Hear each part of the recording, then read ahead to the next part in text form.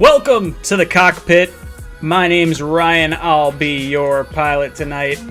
I am joined tonight by my co-pilot, Mario from #Sports. Man, I gotta get better at transitioning that music. It's like from nothing to something to... get a little bit of it going. How is everyone in the chat doing tonight? Glad to have Mario on board. Smash that like button. I'll get things started with a little bit of a trivia question for those of you in the chat already. Head down to the link in the description down below. You'll see the link to the Jets Discord.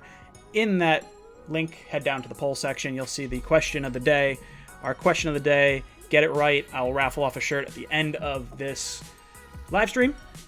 Which New York Jet wore pantyhose in a TV commercial? Head down to the Jets Discord. Oh my God. Answer that question. Softball question. It's a softball question. I get people over to the Jets Discord, so it's kind of nice. That's nice. All right, I gotta get this damn hat off. Social distancing. Man, that's guys in the chat saying that. Hey, I'm glad you guys are here. You guys are as far away as the UK. I had someone email me the other day, or actually earlier today, saying, hey, thanks so much. He was in the UK. I had New Zealand. I think Brazil was the other one that was reaching out to me. Very cool. Let's sing happy birthday to Adam Gase. Yesterday was his birthday. Oh my Lord. How old are you now? Or no, what was it? Happy birthday to you. You belong in a zoo. You look like a monkey and you smell like one too. That's how mature I am. All right. That was bringing back some memories there, Rhino. I know, it's pretty bad. we're going to talk about a whole bunch of stuff. Call-ins are going to start 8:30 as we normally do. We are going to ask to keep the questions a little bit shorter because Mario's not going to be able to hear them, and then I will be able to reiterate it back to him. And then we'll discuss the topics that you guys want to talk about. But let's look at some of the chat that's going on. What do you think the team's ceiling is with the extra playoff spot? I still project the Jets to be about 8-8. I don't think we're going to be overly good. That could wind up getting us, sneaking us into the playoffs. But I think this is going to be very much a learning year for the Jets, kind of resetting a lot of the players on the roster for Douglas. And, you never know. With a lack of injuries, some influx of talent, like all the people that we've signed so far, with the exception of maybe Perriman and Robbie Anderson, I think every one of our positions that we've signed has been better than the player that they're replacing. So I think that's exciting as far as the Jets go.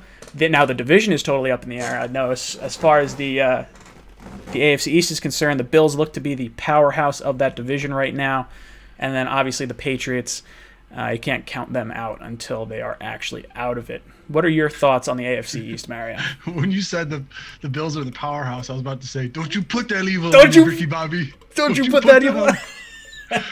Yeah, like I've said many times on our shows over at until you knock the king off the mountain, they're still the king of the mountain. And the Patriots are still gonna, with Senator Palpatine up there in New England, he's gonna run it the way he runs it. I mean, he's done more with less than any other coach I've seen in the NFL. A lot of people want to say it's Brady, it's Belichick. Okay, that's an argument for another day. But I like the moves that the Jets have made in. See, a lot of the offseason has to be about checking boxes before the draft, because it's almost like you see it so many times, Ryan, is it's like no limit hold'em. You know what I mean? No one wants to know what a team may do going into the draft. And all the signings that happen in the offseason, they transfer over to the draft, so you don't know where guys are going to go. So if there was, let's just say if Robbie Anderson, and they didn't sign Brashad Perriman at all, you could tell that the Jets may be targeting a wide receiver with their 11th pick. Now that they get Perriman, it's a little bit more up in the air now about what they want to do, because they filled a couple holes in the secondary. They filled the holes on the line. They filled the hole at wide receiver that they had. And it seems like they're starting to bring everything together, and you don't know where they're going to go with their 11th pick. They can even trade out of that pick. And I just want to say really quick, the 11th pick is the sexiest pick to have in the NFL draft, because it does not, from a financial standpoint, when you talk about fifth-year options, it's like one of the cheapest options, but to start the cheapest option. You know what I mean? Picks 11 through 32 always have that cheapest option for the fifth-year option. Yeah, that is absolutely huge. And so if that becomes a trade chip for the New York Jets, I'm all for it. I still believe offensive tackle is going to be the primary position we're going to look at for number 11. I think based on the moves of us bringing in a bunch of offensive linemen, maybe they're preparing themselves to take a wide receiver if they have to. I think you still have to take one in the top 2 rounds. It's either going to be, one of Judy, Ruggs, or Lamb at 11, or one of that kind of second tier pick around number 48. Now, I don't foresee. So here's the interesting thing with the whole offensive tackle. There's 4 premier offensive tackles in this draft that people are talking about: Mekhi Becton, Wilfs, Wirfs, and Thomas. And it's not unreasonable to think that a GM may not like all 4 of them. They may like just 2 or 3 of them. So there is a possibility of one of those, players that Joe Douglas does not like being there and us passing on him for a wide receiver. I think that would be an interesting sort of situation for us. But I think left tackle is probably the most important position that we could possibly fill early on in the draft. Oh, it's huge. It's huge. But what the Jets were able to do, which is beautiful, and I'm just looking at the depth chart through Our Lads. If you guys don't ever go on Our Lads, it's not an official depth chart by the team. It's just a depth chart in general to have. Right now, the way it looks, it says Fant, Lewis, McGovern going from left to right. Fant, Lewis, McGovern, Winters, and Edoga. So but you got Greg Van Rotten there too as well. Correct. Winters is probably getting cut. He's going to save $7.5 million against our cap. So realistically he's probably gone. That's absolutely huge. You got Fant there to fill the void. So that's why I talk about the no limit hold'em. Teams don't know if the Jets are going to go there, and it opens up the Jets to trade back if they want to. But the unfortunate thing for other teams trying to trade with the Jets is that the Jets have already 2 third-round picks. So you'd have to offer something either in the second round or something in 2021 to move into that 11th spot to get a guy that you may covet. Now, I'll ask you, how many quarterbacks do you think will be off the board by the time the Jets draft at 11? I think it's going to be 3. I really do. I think it's going to be Burrow at 1, Tua at 3. I think the Dolphins are going to trade up with the Lions. I think they're going to give up their 26th overall pick. Normally, their second-round pick, which I believe is 39, would be enough point-wise. I think it's a 500-point swing. I know this because I actually just did my mock draft, and I had that trade happening. So I sort of explained it. I haven't put it out yet. It comes out on Wednesday. Why don't you explain the sheet to everybody? Because it was made famous by Jimmy Johnson back in the Dallas Cowboy days. Correct. There's a sheet that goes out for the draft. So why don't you quickly... So for those that don't know, there's a trade value chart, and it's more of a guideline than anything else. And you might have to correct me on this, but I believe that chart was made. Was the salary cap a thing at that point? I don't know if it was. So that's 92, 93. So I think not. I want to say salary cap came in 95. I could be off on that, but I know either way. Regardless, this trade value chart projects how much each draft pick. So each draft pick is assigned points.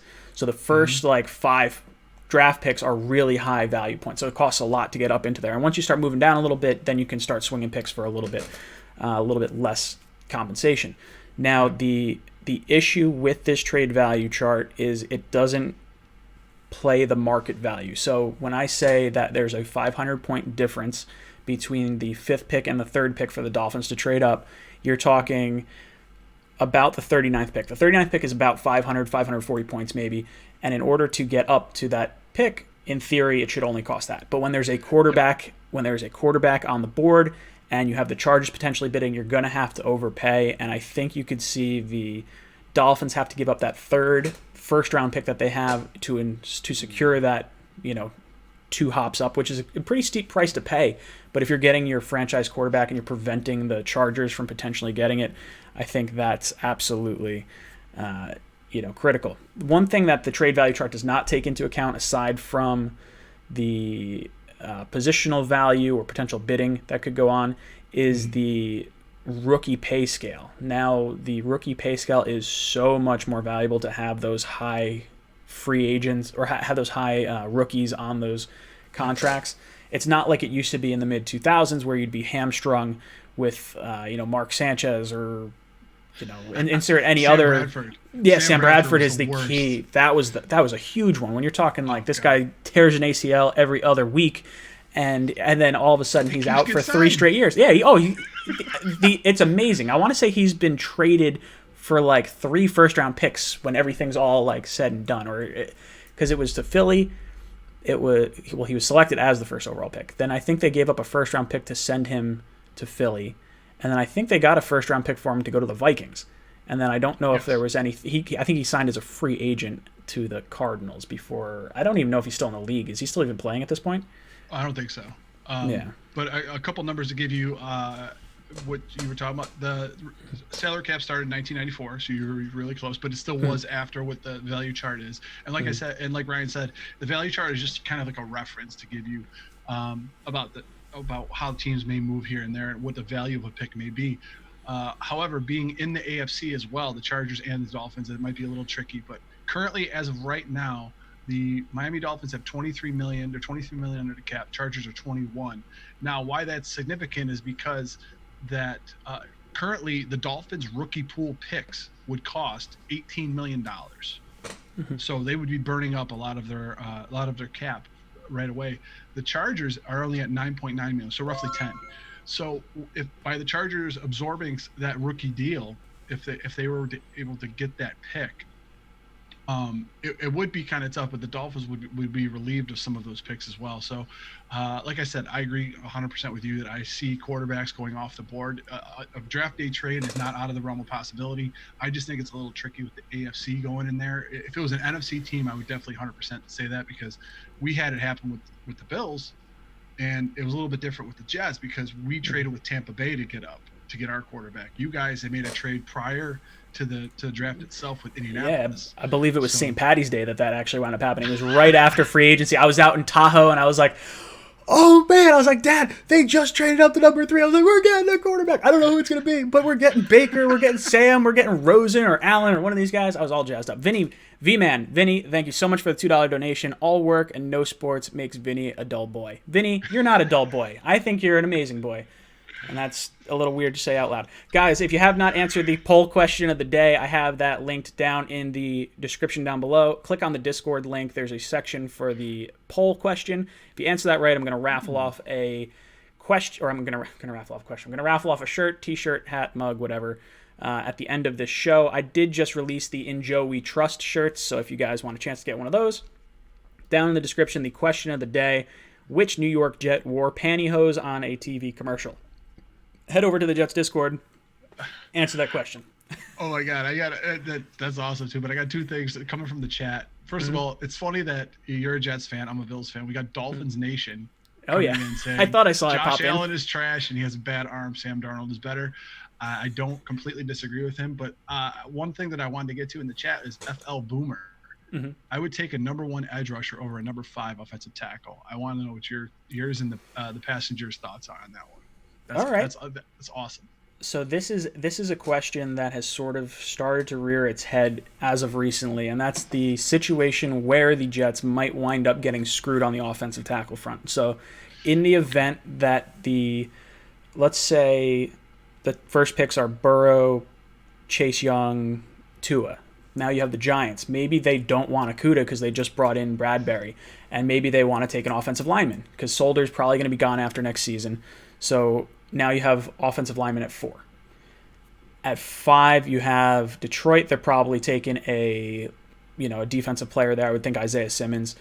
At what is it? Then you have the Chargers. They're going quarterback. You have the Cardinals. They're definitely going offensive line. I'd be very surprised if they did not. The Panthers are probably not going offensive line. They're probably going defensive guys. I'm thinking Derek Brown there.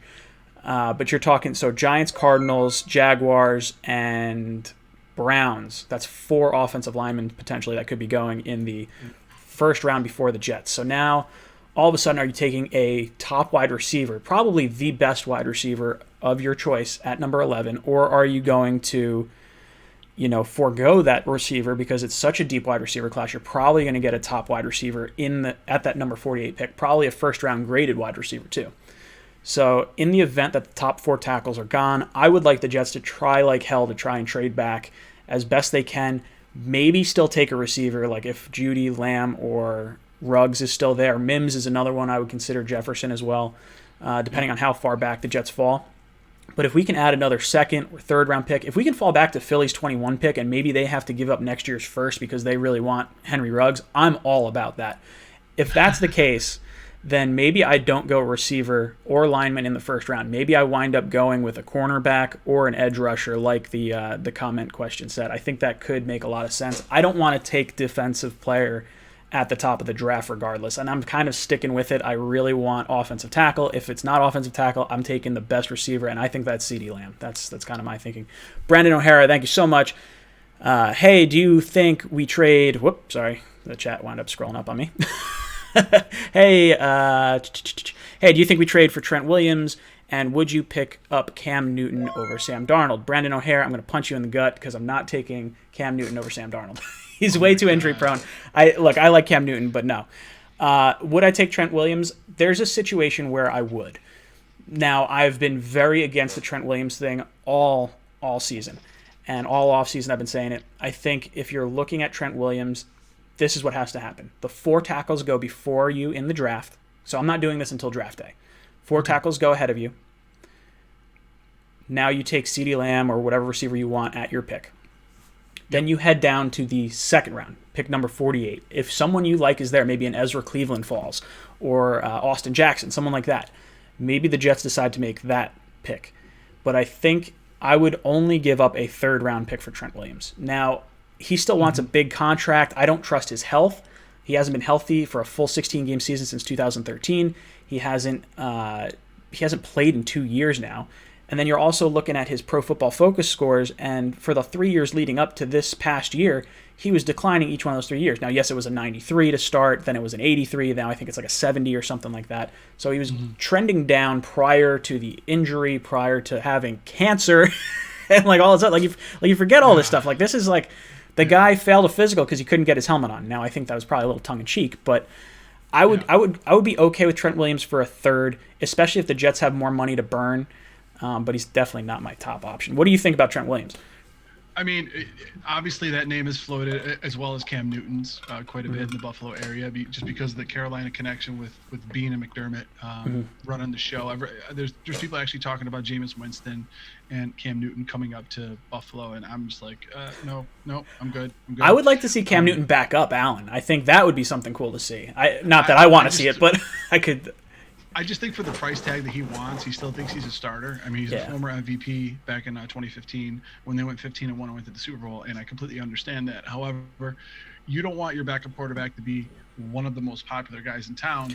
And then if Jets fans need a recent history, I mean, Tim Tebow did that to Sanchez. Yep. I mean, that was something that was such a distraction, and in such a huge media market that New York is. That's just something that you do not need right now with this team. You already got your head coach, who honestly, and this is not speaking as Bills fan, it's not speaking as anybody else. I'm an NFL fan. I like what Adam Gase does. I watch a lot of his offensive plays and how it develops and all this other stuff.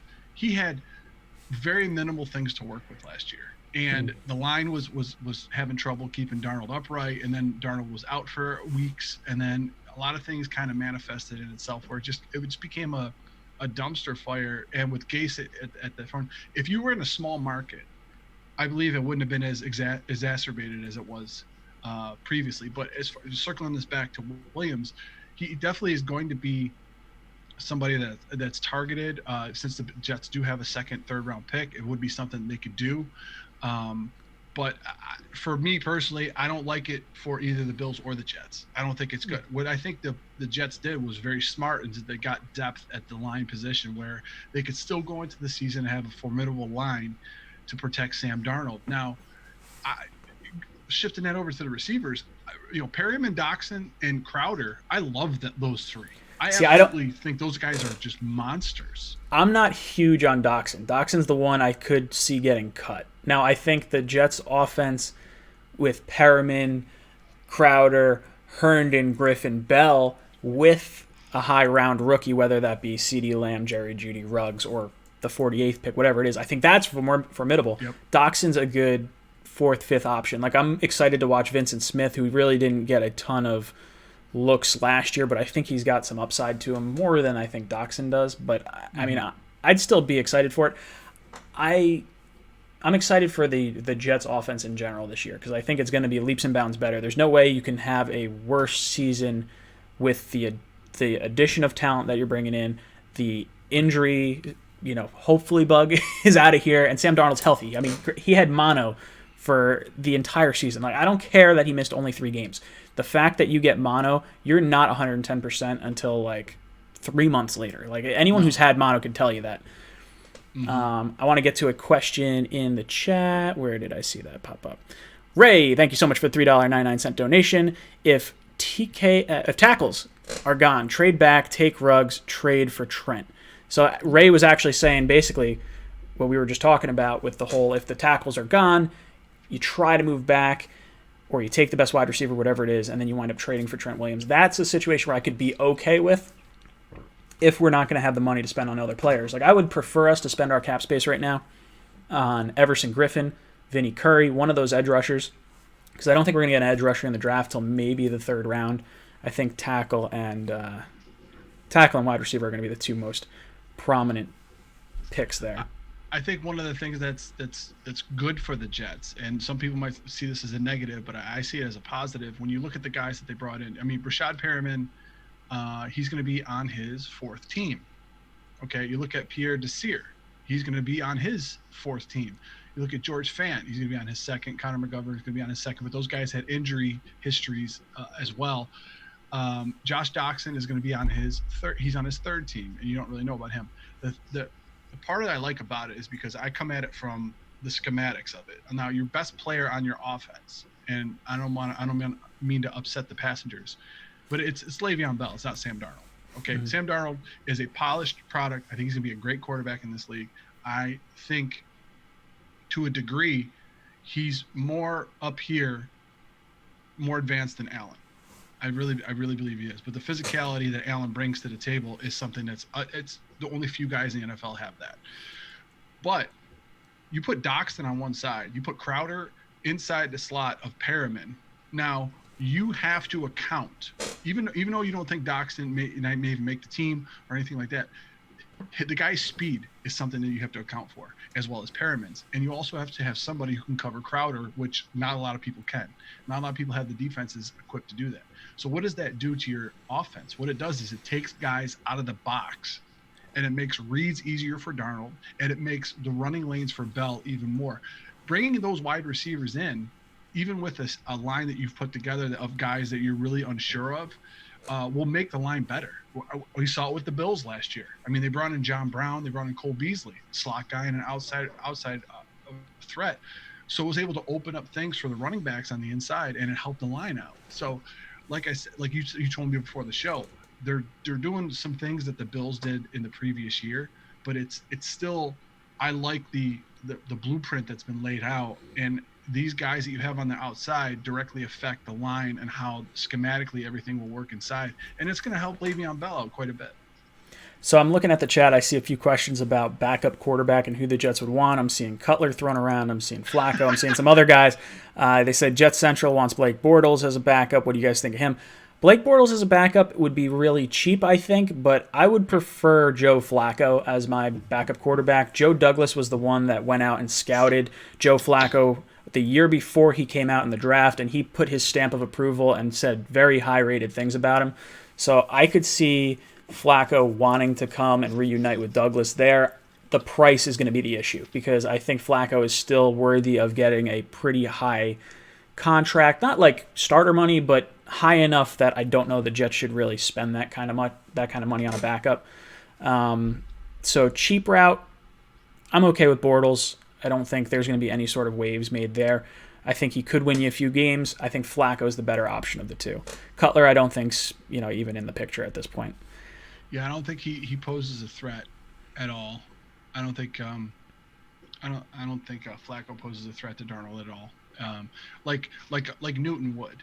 Now, one little wrinkle that's been thrown around a little bit, there was an Instagram photo, I'm sure you saw it, where Tyrod Taylor was working out with Cam Newton. Yep. Yeah, now, that's kind of...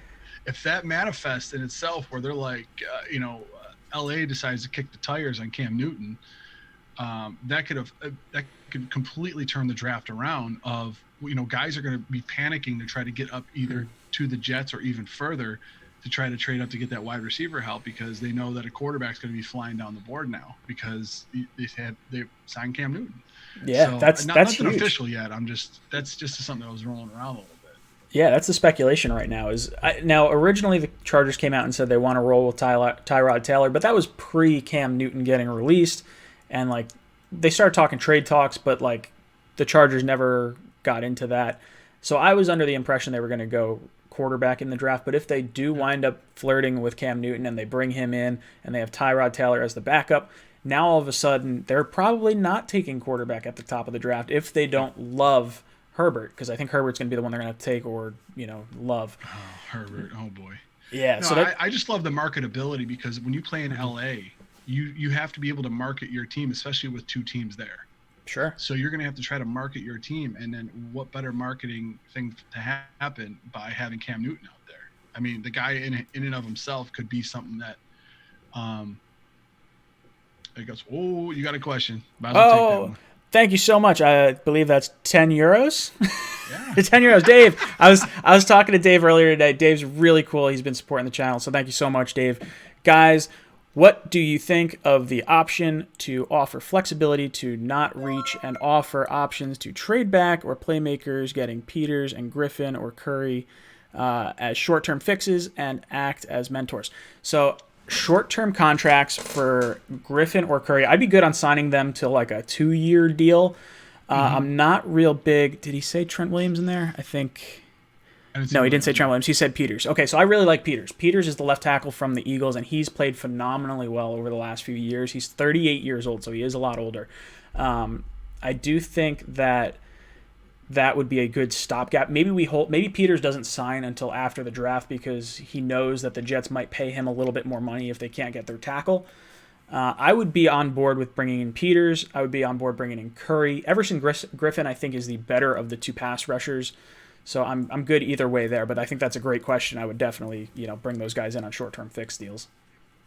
Yeah, the whole deal with Griffin is great. I mean, we call them on hashtag, we call them 1-2-year prove it deals. We call them prove it deals. So I like the idea of Griffin more than I've seen Clowney's name thrown up in the chat every once in a while too. But I mean, I think to me, I don't want the name of the player to override his talent and what he'd contribute. Would Greg Williams know what to do with Jadeveon Clowney? You bet you know what he'd know what to do. However, I don't think that dynamic would play out as well, and I think he would request too much. Everson Griffin would want a 1 to 2 year prove deal, and he would be fine being a mentor. And you know what? Williams will let him hunt, and he would hunt. I'm very against Jadeveon Clowney. I was very against it when I did my F, Marry, Kill series. He had in the last 4 years, 50 penalties, was available for only 75% of games. He misses too much time, he gets too many penalties, and he's going to ask for way too much money. So Clowney, for me, totally off the table. Don't want him. Griffin, I think, is phenomenal. I think he's definitely the better of the two pass rushers between him and Curry. I think Curry might be a little bit cheaper. I think Curry's probably a little more realistic for the Jets just because of the Douglas Eagles connection. You never know. Joe S., thank you so much for the $1.99 donation. Does Douglas trade Adams for O-line in the draft? That's an interesting question. So the whole Adams thing, I believe, is not fully solved yet because, yes, they've started talking about the possibility of an extension at some point. Yes, they've said they want to make Jamal Adams a Jet for life, and that's all great to say, but I think contract's going to matter. I think Jamal Adams is not going to leave any pennies on the table. He's going to want the highest paid contract. Now, if he's okay taking $16 million a year over 5 years, then fine. That's the highest paid safety contract. Hey, Adams, we love you. We're going to pay you as such. But if he's looking for top player money, you're talking $20 million, then he can go kick rocks and we can go trade him. I don't think you should devote $20 million to a strong safety. I'm having a hard time spending $16 million on a strong safety. But I don't believe that decision is going to be made this year unless we get an offer that blows the doors off for the Jets. Well, if you think that Adams what they could try to create in New York is a lot of things that they created down in Baltimore. Well, you have C.J. Mosley and Jamal Adams as now just keep in mind, I'm not saying that these are these two guys. You're Ray Lewis and Ed Reed. Sure. Jamal Adams and C.J. Mosley, they transcend whatever kind of regime you want to bring in. They could play with any regime. There's certain guys like guys up there in New England that when they leave New England, they kind of fizzle out of the league. You're like, what happened? This guy was an all pro and now he can't even cover anybody. You know what I mean? So a lot of those guys, I call them products of the system. Some of these guys are products of the system. Adams is not. Mosley is not. So he's a type of player where I'm terrified of Adams being in the same this is a good thing. We want to keep this guy. I'm terrified of that man. Like if the Bills did not have Poyer and Hyde, because they work as a tandem so really well together, Adams is a guy that could be one of the safeties that people talk about for years to come, like a Brian Dawkins, because he's that good. I don't think you let go of a player of that caliber, and no matter what it costs. I mean, it may be tough for them to, to sign him and everything. I don't think that's a guy that you just trade because you think, okay, well, we're going to end up getting a left tackle for the next 15 years, because that train doesn't happen anymore. You know what I mean? So you're not trading him for a Quentin Nelson. Quentin Nelson. Like Quentin Nelson to me is the epitome of, like, you trade somebody, he's going to be at that guard spot for 15 years. Yeah. See, now I think with the whole Adams trade, if I were to move him, what would do it for me is if you talk to the Cowboys and they're still all high and mighty on Jamal. I don't know if they will, because they just signed Clinton Dix, so I don't know if he's still on their radar. Cowboys have the 17th overall pick. If they wanted to give us 17 and one of their starting offensive linemen, then I'd move them. I'd be okay with that, because you're getting a legit starting caliber offensive lineman and you're getting a first-round pick. I have no problem with that. I agree with you. I don't think you trade Jamal. I think he's a transcendent type player. I think he sets the culture for the team. I think he does a lot of different things. He plays safety, strong safety, free safety, slot corner, cornerback, linebacker. He's rushing the passer. Like, this guy is a Swiss Army knife, and you can't just give that away. And the Jets own his rights basically for the next 3 years. They own him on his 4th year, his 5th year option, and then also a franchise tag. And they can franchise tag him and still pay less money than what that top contract is going to be. It's only going to be the average of the top 5 at his position anyway. So Absolutely. In theory, they could even franchise tag him a 4th year. So the Jets own all the cards. It's just a matter of if they want to prevent a holdout. And I don't know if Jamal would necessarily hold out, being like, hey, look, you're under contract for this long. We want to re-sign you. We just can't do it right now. So they might have. I think I could see. Oh God. No, I was just because I wanted to refresh myself on his stats, because I knew we were going to probably talk about it. I knew we were going to talk about Adams, but I wanted to. But you're 100% right. Logistically speaking, from a business standpoint, you have him for this 4th year. You could tag him for his 5th year option. You could franchise tag him twice, but the way the franchise tag works, if you tag a guy and you tag him again, it's a 20% increase on it. Yeah. Yep. Well, I would say 20% increase, because you're going to pay him whatever you had. Yeah, it would be. And then after that, I think it's 44. Because that's where the Redskins might have been with Kirk Cousins. It would have been 44% increase. I don't know how this new CBA switched that out, but you're talking about a guy that had 6.5 sacks last year. He almost set the record. Tackles that done. Yeah, he had 6.5 sacks, and I think the record for a safety is 8. And Jamal missed some games. There were games where he wasn't necessarily blitzing the quarterback quite as much. Now, it's a little tongue-in-cheek, because if you look at where he got those sacks, you're talking the Redskins, the Dolphins, I don't know if the Bengals were in there, but I mean, the Jets played, I think, of the top 5 worst teams in the league, I think they played them 6 times. It was like something silly like that. That to me, I mean, you're still playing as professional athletes. You still got to make the plays. He made the plays. Greg Williams let him hunt. I think if you get a different defense in there, where it's more of a traditional 4-3 rather than a 3-4. I think they were on a 3-4. Greg Williams was a 3-4. He's kind of a hybrid. He'll switch back and forth depending on whatever look. We all know Williams is a mutant. I love Williams. He's the only person I have 110% confidence in right now. Oh, he'll take over if Gase is gone. Like, I think so. If Gase gets the axe, that's why I was always so worried about that whole dynamic with Gase and Williams. Who's actually running the team? That's the thing that I'm worried I think it's 50-50. I think Gase doesn't touch the defense. I think Greg Williams doesn't touch the offense, and I think they just let it ride. Hey, you know what? It worked for the Saints, and they won a title in what was it? 2009. 2009, yeah. I think so. 09. So, I mean, Bounty Gate aside, he was able to do a lot of different things. And with Adams as a toy to play with, along with Mosley, God, Mosley's so impressive too. And we got to remember too, I mean, Adams got those statistics in 14 games: 6.5 sacks, 10 tackles for loss, 75 tackles. I mean, good Lord, man. Oh yeah, it's absolutely outrageous. I love it. Now, guys, if you're just tuning in, we have a poll question of the day located in the description. If you head down there, click on the Discord link, head down to the poll section. The question of the day: which New York Jet wore pantyhose in a TV commercial? Get yourself the right answer on that, and you will be able to get entered into the raffle of the shirt, hat, mug, whatever. We did just put out the In Joe We Trust coffee mugs and hats, and we're not coffee mugs and shirts, so we'll have those raffled off. Actually, Grandpa Mark won last week, and he would like to donate that shirt to someone that's in the live stream. So hang out in the live stream through the end of the show. I'm going to pick a winner from the chat group. It's not even someone that has to be answering the question right, but I will try to pick a random person in the chat later on. All right. I want to open up the phone line so you guys can start calling us and giving us a few questions. But remember, guys, keep the questions short because I have to repeat these to Mario, and my memory not so good.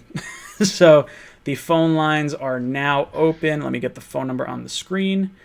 All right, numbers on the board if you guys want to call in. 99 people in the chat. All right, guys, hit the like button down below. We've already eclipsed the 100 like mark on 5 consecutive videos, so Mario is going to get his ass put through a table at some point next year by yours truly.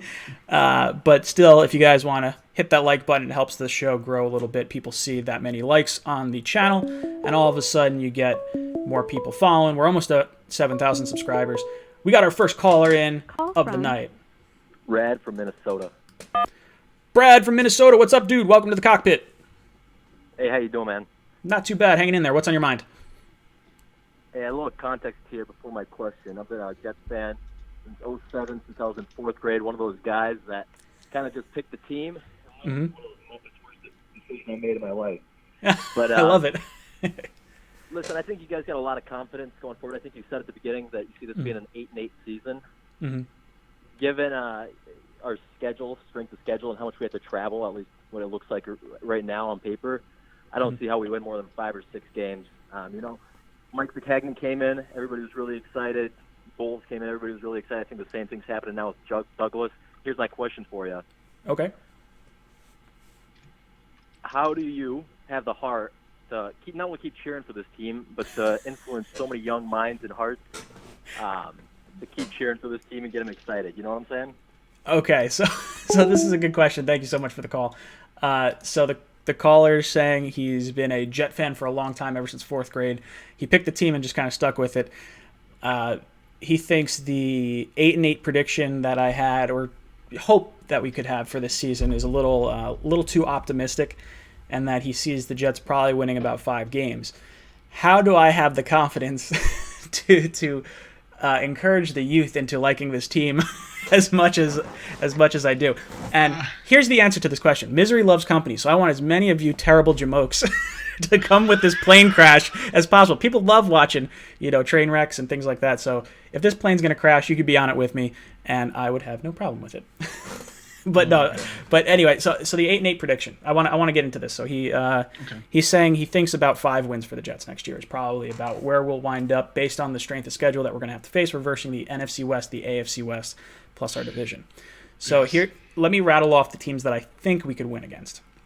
I think we could split with the Patriots and the Dolphins. I think Bills. I'm going to have them sweeping us. We haven't swept you in the last 2 years, though, man. That's well, that's just it. It depends what happens. Like, if you guys clinch the division and you're resting your players at the end of the season like we did this past year, then we could win. So if you say we beat... I think it's safe to say you could split all 3 of your division opponents. You're 3-3 so far, okay. Yeah, and honestly, it wouldn't shock me if the Jets beat the Dolphins twice or the Patriots twice this year, because everything's up in the air with them right now. Yep. But let's say three wins right there. The Jets already beat the Raiders. I see that as a victory again. Then you're talking the 49ers. They're probably not going to win that. Seattle, they're probably not going to win that. Cardinals, I think the Jets can win. Rams is probably more of a toss-up than you would think. I think the Rams are better right now, so I'd have to look and see if that's a home game or an away game to kind of make a little bit more of an informed decision. But right there, that's at least 5 wins. Now, what other teams are in the NFC West. It's Cardinals, We got 'em. Rams. We got all of them. We got it. So AFC West. You're splitting you're splitting the NFC West games. You're splitting the division. So you're 5-5 right now. You go to the AFC West. You have Kansas City. You have Oakland, or not Oakland. You have Vegas. Yeah, that's right. You have LA and Denver. I think the Jets can beat Denver. I think they can beat Oakland. I think they could beat LA too. I don't think it's a shock, especially with an upgraded offensive line that can protect Sam a little bit longer. That defense is really what's scary on the Chargers, not so much their offense anymore. So I think the Jets can get. If you say Oakland, let's say Oakland and Denver are the 2 wins. So now we're at 7 wins.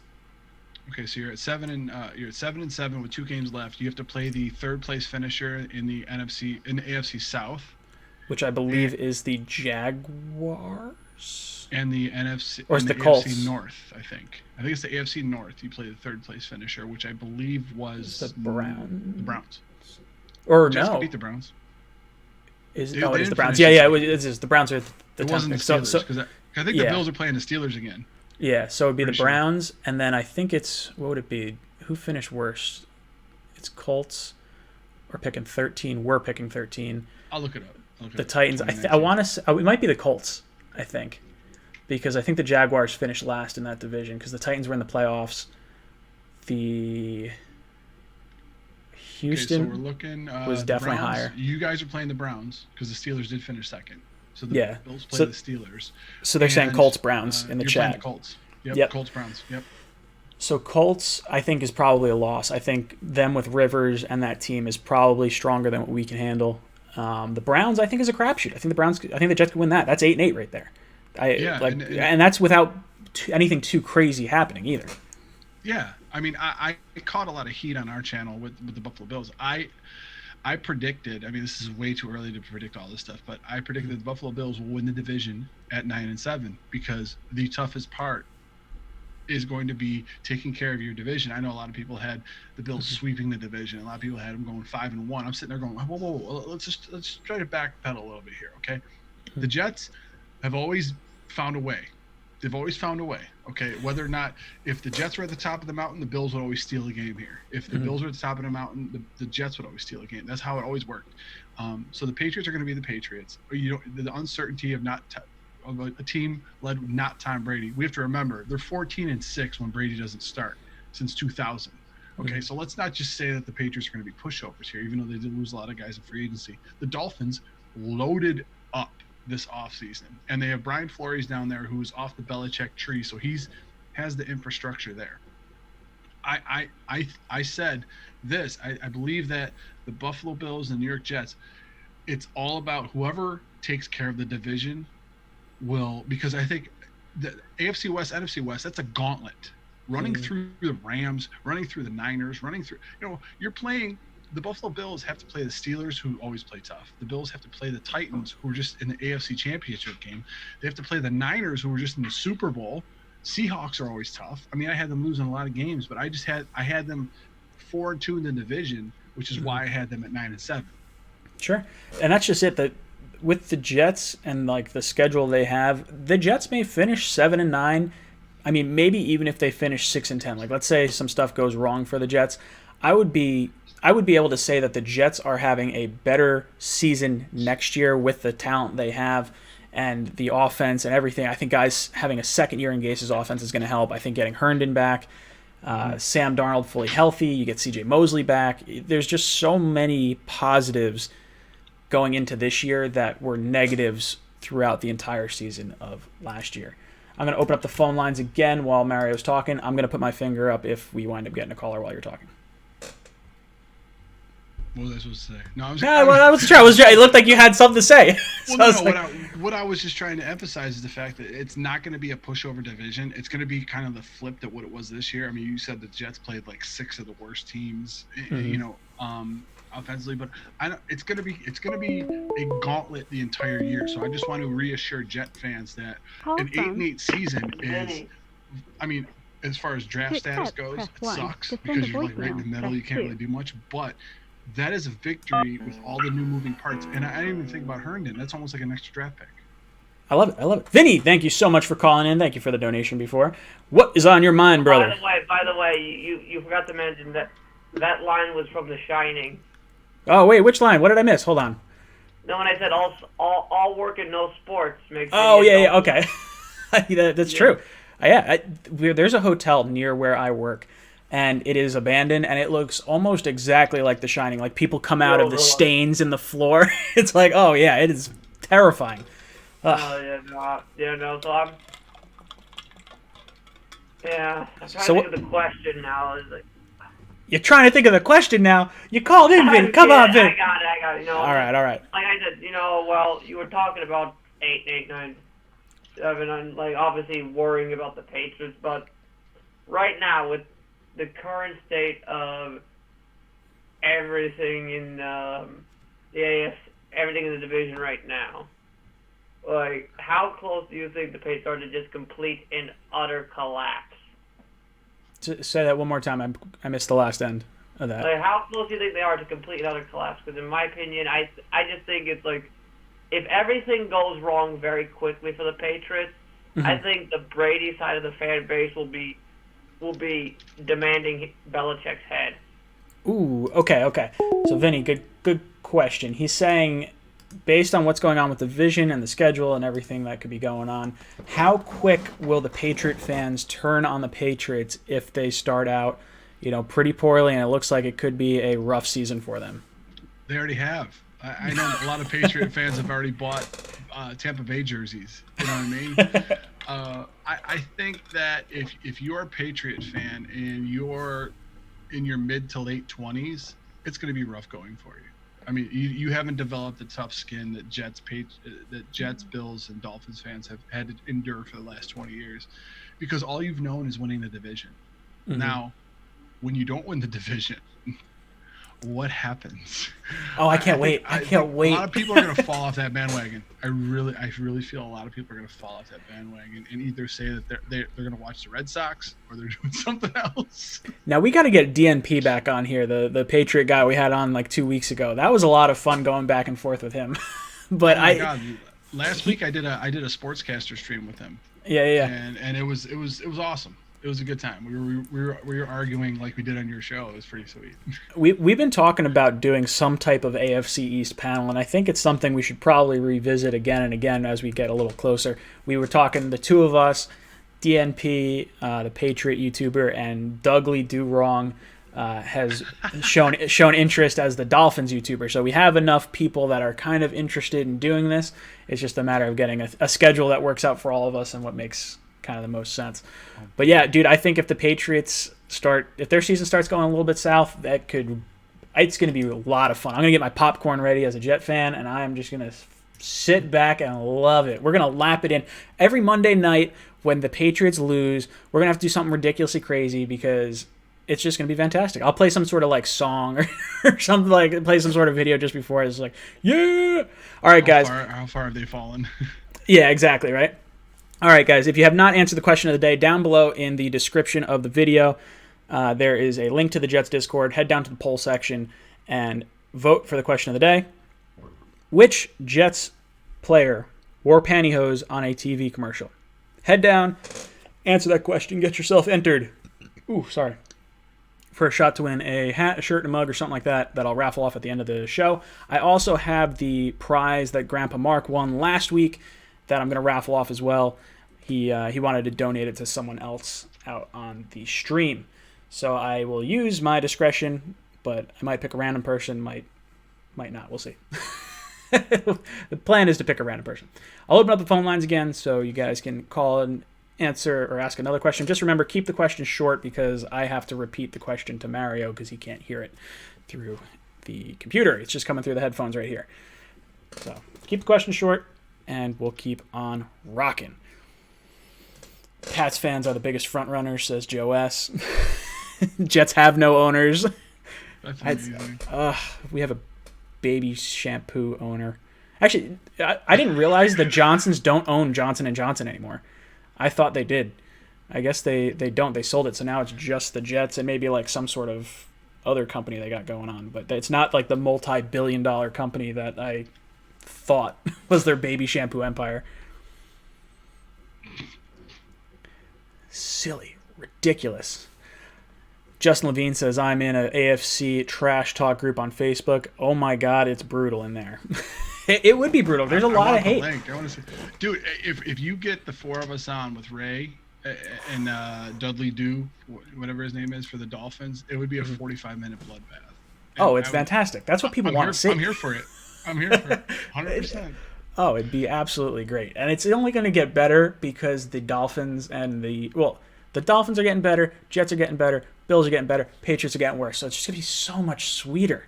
So much sweeter. Oh, God, it's going to be so awesome. Hey, guys, if you haven't yet, smash the like button. And if you're not a subscriber to Ryan's channel right now, Just Talk 24/7, please go and do that. This guy has videos daily hitting you up with all your Jets news. Please sub to him. Now, of course, I did not put the link in the description for Hashtag Sports, unfortunately, because this collaboration literally came to fruition 5 minutes before the stream aired.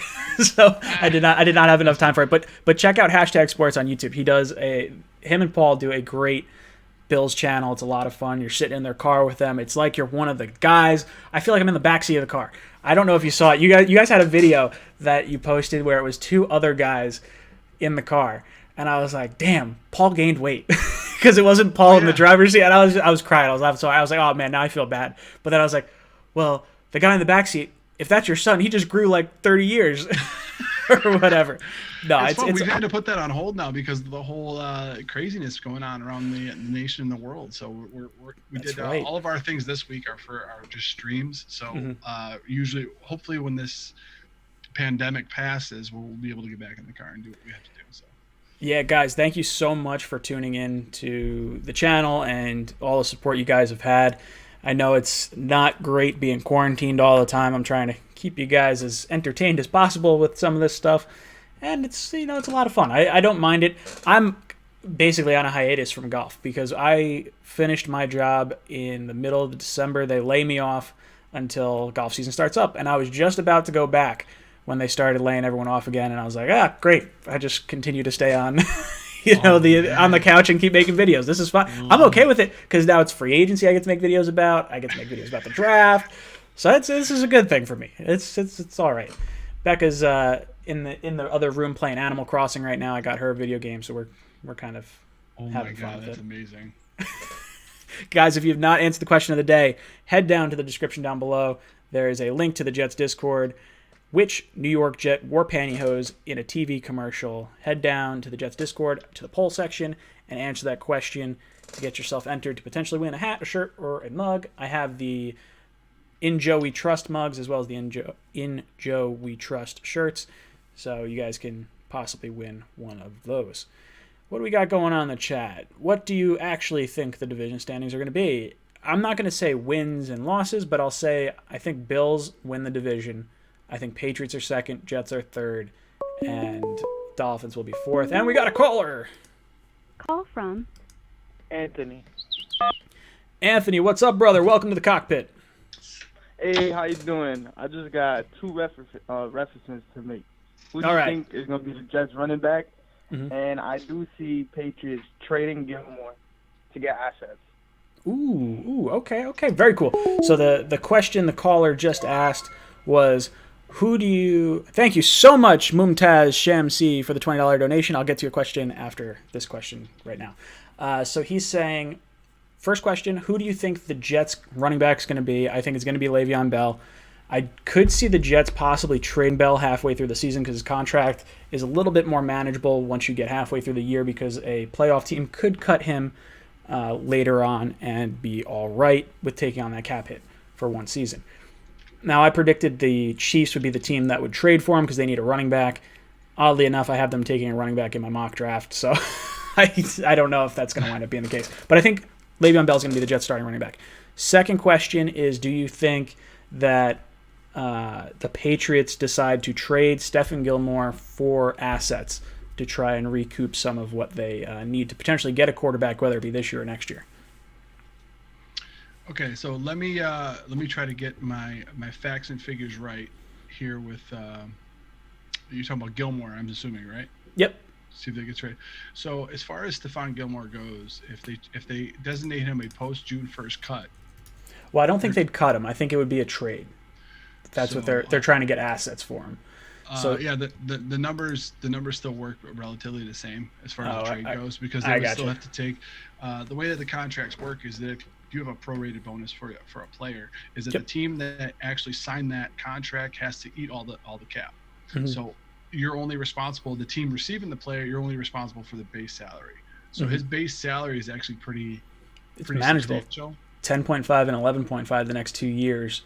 Is what it looks like. He's going to be 30 and 31. The Patriots would be on the hook for 7.6 each of those years, but if they do it post June 1st, they would not be. So they would end up saving $11 million and have to take a 7.6 because they've already paid that money to him. Like, people don't really know, they've already paid that money to him. So he's gonna be 30 and 31. Last I checked, cornerbacks do not get faster as they do that. Bill has not been a guy that has liked big contracts. I mean, this whole Patriot dynasty started when he traded Drew Bledsoe, who signed a 10-year deal that was worth unbelievable amounts of money. And then when you finally realize that Brady and him were like this, he's like, listen, let me get rid of this guy. Let me get 3 or 4 starters for Bledsoe's money, and then that's what I need. If you realize Tom Brady was never the highest paid quarterback in the league. He's supposed to be the GOAT, right? I mean, what he did is he kept his contract down. He kept his, some of his incentives very, very low so that they could go out and sign these guys. I think Bill has maximized the potential on Gilmore, and he might let him go, but I think he'll let him play out his contract. I don't think he likes to take dead money anyway, even though he's taken $13 million from Brady this year. But so that would be interesting. I think it depends what they could get in return. If they think they could get a 2nd-round pick for Gilmore, which I think is probably pretty high for a 30-year-old corner, but the guy did he win defensive MVP? Is that he got the defensive player of the year? However, the craziest part about it is when you talk about trading a 2nd-round pick, those guys are guaranteed for 4 years, and a 2nd-round pick, as you know, is a starter. Are you going to have Gilmore for 4 years? That's why a lot of these guys that are highly touted that don't get traded for the 1st-round picks, like Jamal Adams, he still has his whole career ahead of him. So that's why a 1st-round pick it's not out of the realm of possibility for Jamal Adams to be traded for a 1st-round pick.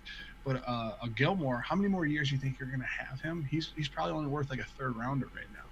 Yeah, that's fair. So I think the Patriots could move on from him if they're trying to build ammo, but I think it would probably make sense. He's an $18 million cap hit this year. Again, that money was already paid out. So if they designate him a post-June 1st trade, all of a sudden that money gets shifted for a dead cap hit this year as well as the 2021 cap year. Absolutely, yes. So split it over the last 2 years. Yeah. The other option they could wind up doing is something similar to what we were talking about with the Jets and Le'Veon Bell, is halfway through the season, if they're starting to go belly up, it might be a good idea to kind of send off some of these parts, and now all of a sudden, instead of a $10.5 million cap hit for whatever team, it could look like a $5 million cap hit for Gilmore, and now maybe you get a better asset because maybe the Chiefs think they're going to go to the Super Bowl again, or maybe Baltimore wants a cornerback, which doesn't really make a whole lot of sense, but you get the idea. Someone could take that kind of contract on. All right, I want to get to Mumtaz Shamsi's question. The guys, first poll question of the day down in the description. Head down to the Jets Discord. Which New York Jet wore pantyhose in a TV commercial? Answer that question right. I'm going to raffle off a shirt, hat, or mug or something like that off at the end of the live stream.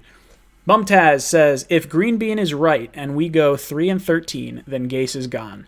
Joe also gone? Getting 3rd coach for Sam in 3 years is bad, right? Keep up the good job. Thank you, Mumtaz. All right, so I don't see the Jets going 3-13. I do think Gase could be gone if we don't show improvement on offense. Now, that could be 6-10. It could be 7-9. And if the offense is still abysmal, if it still looks like, it's ranked 28th, 29th, 30th, I think you could see a lot of not good things happen with Gase. Now, Joe Douglas signed, I believe it was a 6-year contract. So Douglas will be here. He'll get the chance to draft his own or add his own head coach. So I think Gase could be gone. Ideally, we want Gase here long term because that means whatever he's doing is working. So let's hope that we see production on the offensive side of the ball. I want to see Sam in this offense. Sam's a smart guy, so I think he can pick up Gase's offense pretty quickly. I'm not too concerned with that. It's more so where I get concerned with Gase is the petty kind of BS that you saw with Le'Veon Bell, with Enunwa, with Osemele, things that were a little more ticky-tacky. Like they fined Enunwa for spending Veterans Day with his wife, who is a veteran. They Osemele had the issues with the health, but the Jets medical staff was the one that cleared him for the whole trade. So it's really on the Jets medical staff, not on Osemele.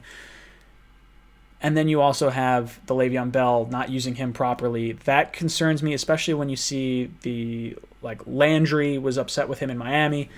I don't know if Gase is able to handle personalities like that, and that kind of scares me. I do think Bell's probably on his last year anyway with us, and maybe it's not so big of an issue. Yeah, I don't think he will play out the final 2 years of his contract. I think we'll cut him to save some cap. Well, you got about 32 right now if you don't sell any. If you don't, and you said with if the Jets do cut Winters, they're going to be at 40 million. They can always roll that over into next year, which is amazing to do all the time, and they've been doing it. The crazy thing about Douglas is that he didn't draft Darnold. I would be surprised if he wanted to move on from Darnold. I would be actually furious if they wanted to do that. Well, usually that's usually the progress that happens in the NFL is that you get your GM gets the head coach, and together they draft a quarterback that's right for the team. As far as Darnold goes, Douglas kind of has that blanket of, hey, I didn't draft him. And was Gase there when Darnold was drafted? No, he was not. It was the Todd Bowles and Maccagnan pick. So if you're thinking of it in that respect, that's kind of almost like a lifeline for Gase, where he said, listen, this is the quarterback you gave me. This isn't the quarterback that I wanted when I came up here. I told you I could probably work with him, but this isn't a guy that I drafted. So sometimes they get a little leeway. If the Jets happen to go 3-13, which I don't foresee happening, but if they do, if we're talking about this scenario, V-Man, good job. If they happen to go 3-13, then I think more pressure will be put on Gase and Douglas in that respect, and maybe in 2021 the hot seat starts. I don't think he gets fired at the end of the season, though. I think Gase could have gotten fired this year if we weren't paying Todd Bowles and the injuries and stuff didn't happen. I don't think any head coach that came in this past year was set up for success. I think even if we got McCarthy like I wanted, if we had all the injuries we had and all the bad breaks with him getting mono and whatnot, I don't think another head coach would have led us in a better direction. Now, maybe the offense looks better because it's just a more competent play calling or whatever. But I think Gase could be gone after this year if it kind of implodes, because this year the Jets are paying Todd Bowles, they're paying Adam Gase, and they weren't going to bring in a new head coach and pay a third head coach because all the head coaching contracts are guaranteed. Yep. All right, V-Man, thank you so much for the $5 donation. Learning Dylan, which song on guitar should I learn? Knocking on Heaven's Door, Hard Rain Gonna Fall, Times Are A-Changin', Tambourine Man. I think Times Are A-Changin' is a pretty good one.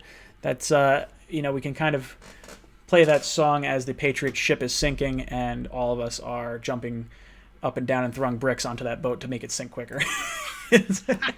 I would like that. I'm going to open up the phone lines again. I'll raise my finger if we get anyone that calls in. Which song do you think he should learn? I've always been very partial to Through the Fire and Flames by Dragon Force because I played it on Guitar Hero on Expert. That's impossible. Dude, it took me like a month to beat it. It was crazy. Oh my God. Well, dude, I was doing nothing at the time. What was I, 25, 26 at the time? I didn't care. All right, I got a call. We got Chris from Florida on the line. Chris, what's up, dude? Welcome to the cockpit. What's going on, Jet Nation fans? What's good, brother? What's good? What's your question? Remember, keep it short because I have to try and repeat it back to Mario. My simple question is, do you think we should trade our first-round draft pick to Ngakoue, or should we just continue on the focus for a tackle or wide receiver? Ooh, okay. Chris from Florida. He says, do you think the Jets should trade their first-round pick for Ngakoue? That's going to be a hard no for me. I like Ngakoue a lot, but I'm not giving up this year's first to get him. You could talk me into giving up a second this year and a conditional pick next year, or maybe a first-round pick next year and a third-round pick this year or something like that. I like Ngakoue. I think he's going to be a legit pass rusher in this league, someone who can get you double-digit sacks year in and year out. But I have a hard time giving up the 11th pick and paying $20 million a year. Because I would pay Ngakoue. I would not pay Clowney. Yeah, it's tough. That's a fine line sometimes that you have when you have these teams. Are you going to give me the pick, or are you going to take money off our hands? I mean, we can exclude the Texans because whatever they do is insane. Okay, I can't believe Hopkins was traded for like a second-round pick. You give up Hopkins and then you take a contract of that magnitude in Johnson, but I don't understand it. But it's always one or the other. So if you're going to take on a big contract, some of the compensation that you get picks for that. So if the Jets were to take that contract, they would have to be compensated in the form of picks as well. But even though they're giving away more picks, so the picks that they give up, there would be later rounds than the ones that they receive. So if you're able to take money, hey, we got the cap space, we'll take the money off your hands, give us a second and a third, and we'll give you a fifth this year and a fourth in 2021. You know what I mean? Stuff like that. You know what I mean? So yeah.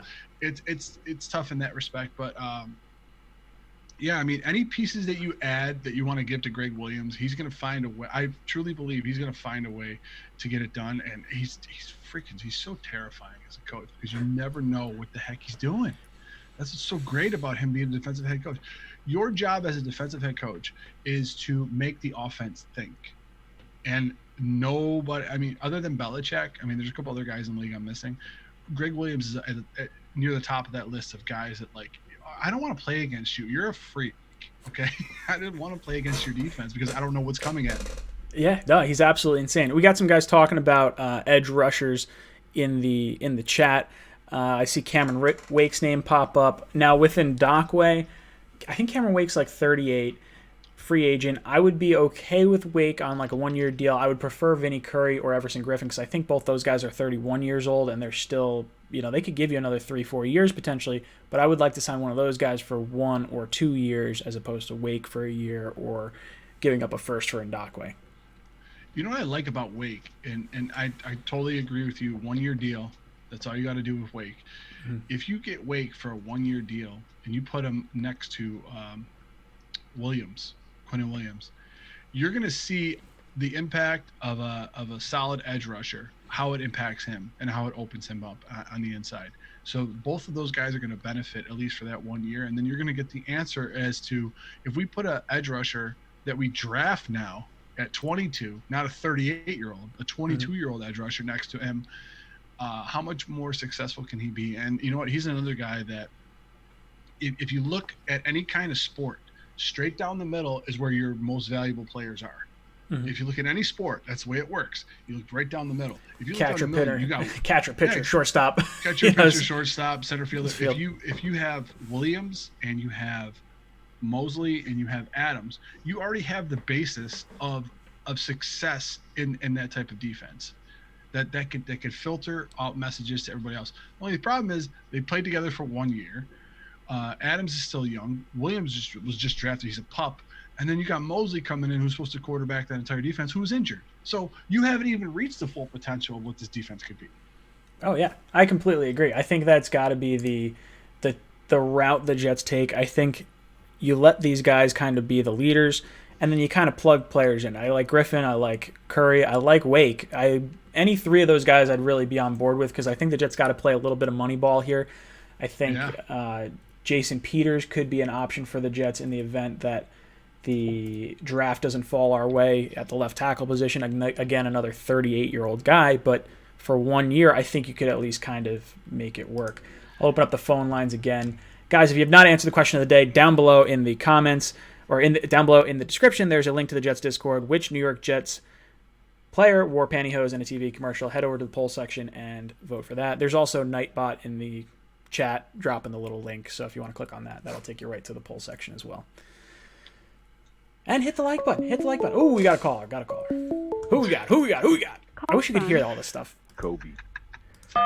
Kobe, what's up, dude? Welcome to the cockpit. Hey, what's up, man? Hey, so I got a question and a comment. All right, shoot. All right, so question is, if we get CeeDee Lamb at 11, how do the Jets look for a Super Bowl push for 2021? And my comment is, Kobe's not dead, and LeBron James will get exposed as a pedophile. Ooh. Mic drop. So I wish you could have heard that call because so he had a comment and a question. I'll say the comment first because it was a little out there. He goes, "Oh boy." He goes, "Kobe's not dead. LeBron's gonna get exposed as a pedophile." Mic drop. So I was like, oh, all right. Well, I don't know where that came from. That's out of left field, not quite up the center of the offense or defense. Oh boy.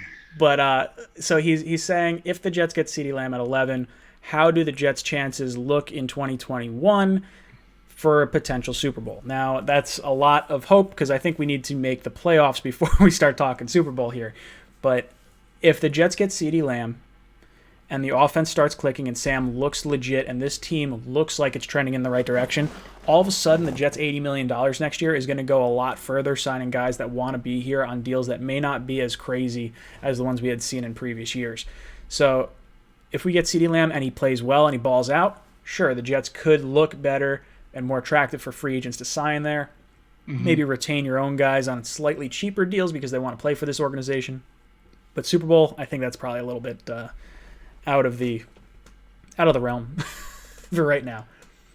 Well, in my opinion, I know you said that you weren't very sold on Doxson. You know what I mean? Mm-hmm. Let's just put it this way: you draft CeeDee Lamb, mm-hmm. you want to give Adam Gase all of these new toys to play with.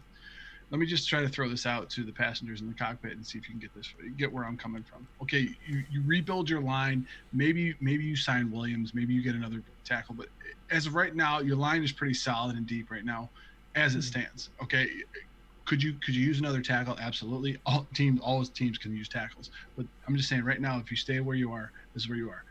Okay, you put on a 4-wide set. You put Doxson, Perriman, Crowder, and Lamb, and you got Le'Veon Bell in the backfield. You got Sam Darnold under center. Okay, we're taking Herndon out of this equation because it's a 4-wide set, and you got a running back there. Can you let me know any team in the East or the NFL that's covering that?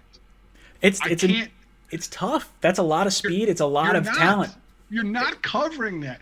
If you try to cover it with all that speed on the field and all that talent, Le'Veon Bell will rush for 2,000 yards, okay? If you want to close the box out, Jamison Crowder will kill you over the middle. If you try to do anything else, CeeDee Lamb, Doxson, and Perriman, we're going to beat you over the top, and Sam Darnold's going to have 5,000 yards. That's what I'm telling you right now. With that 4-wide set, you're not going to be – it's going to take teams a while to figure you out. And as cerebral as Darnold is and as crazy as Gase is on the offensive side of the ball, you're going to have some very interesting games where you're going to probably win them.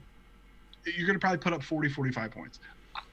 I'm putting it right on the table for the passengers in the cockpit right now because that's the way it's going to be. The Jets' offense could be scary good. It's really just a matter of getting Sam Darnold enough time to sit behind the line of scrimmage and then getting him a stud number 1 receiver. If Perriman can stay healthy, if Doxson can stay healthy, if Herndon can stay healthy, there's a lot of ifs in here, but there's a lot of really good players. I think Herndon can be – we saw the connection that Herndon and Griffin had 2 years ago, and then going into this year, I was like, oh, this is going to be great. Once we get Herndon back, he played like 3 snaps or something and wound up like getting was he suspended or hurt? Or he was suspended first and then got hurt, I think is what wound up happening. So it was a little frustrating for us Jet fans, but I think there's a lot of talent on this Jets team that's kind of taken for granted because of how the Jets played last year. And a lot of people are going to say the Jets are probably pushovers and we're going to be underdogs in a lot of our games this year. But I think the Jets are going to be sneaky good and they're going to play teams like the 49ers, like the Seahawks, like the Rams, and they're going to play them tough. They may lose, but I think they lose by 10 points as opposed to 25 points or like maybe by 7 points. I think it'll be closer to a 1-score game than it had been in the past. Yeah, I think the worry for a lot of Jets fans is that, I mean, personally, and I don't want to upset anybody, if you're at 11 and Mekhi Becton is still on the board, that's who I want. You're not taking CeeDee Lamb. No, okay? Absolutely not. I would not take CeeDee Lamb in that respect because Mekhi Becton, the guy's pushing trucks everywhere. Okay, he's huge. He's 6'7", like 370 pounds. You don't teach that kind of size. That's that's God-given talent. He's faster than both of us, Ryan. I mean, you're not allowed to do that at that size. That's incredibly frustrating from someone who used to be a sprinter on his track team. So, Randy Martinez comes in and says, we need a true number 1 wide receiver. If you get Mekhi Becton, if Darnold has 6 seconds, it doesn't matter if you have a true number 1. He'll get open eventually. I think we're going to get a number 1 receiver at number 48 regardless. So even if you have to take the tackle if he's there. If Becton's there at 11, you take him, you run up to the podium, you get your left tackle, you don't worry about it for the next 10, 15 years. Yep. And then at 48, you're looking at maybe Claypool, might be a little early for Pittman. I mean, who knows who winds up falling? I think in my choice though. Not a hateful choice there. That's just it. There's a lot of guys that I really like towards the back end of this first round. I think Mims is probably first round. I think Jefferson's probably first round. You got Claypool, Rager, Ayuk is a really fast speed guy. Who the hell is Green Bean? Green Bean said someone the other day. Laviska Shenault. He's someone that's a beast. That guy's built like a running back, breaks tackles like a running back, but he's a receiver that runs like this year's version of DK Metcalf. Oh yeah, he is wild. Here, let me ask you this. Right now, with Perriman, I'll take Doxson off the board for you. Okay. With Perriman and Crowder, all right. Whoever you draft, now those guys that you mentioned for the second round, are they number one wideouts? I think the Jets are going to have to look for a number one wideout, because when I say number one, I don't necessarily mean a highly drafted receiver. I think of a big-bodied guy. So someone like Perriman is going to be the burner over the top. So you got that covered. You got Crowder in the slot. So I'm looking for a bigger-bodied, like a Claypool, like a Mims, like a I would love CeeDee Lamb. I really just want the excuse to draft CeeDee Lamb. So I'm hoping like none of the tackles are there so I could get really excited and take CeeDee Lamb. But I would definitely take the tackle over him. Well, I'm just asking for now. If you're not in the realm of drafting a quote unquote number one wideout, the learning curve for wide receivers in the NFL is always very, very steep. It takes them a couple of years to get used to it. The 2014 draft was an aberration. I mean, when you had Mike Evans, you had OBJ, you had a bunch of these guys. I think that's similar to this year. I think both drafts, the 14 and this draft, are both kind of comparable in that respect.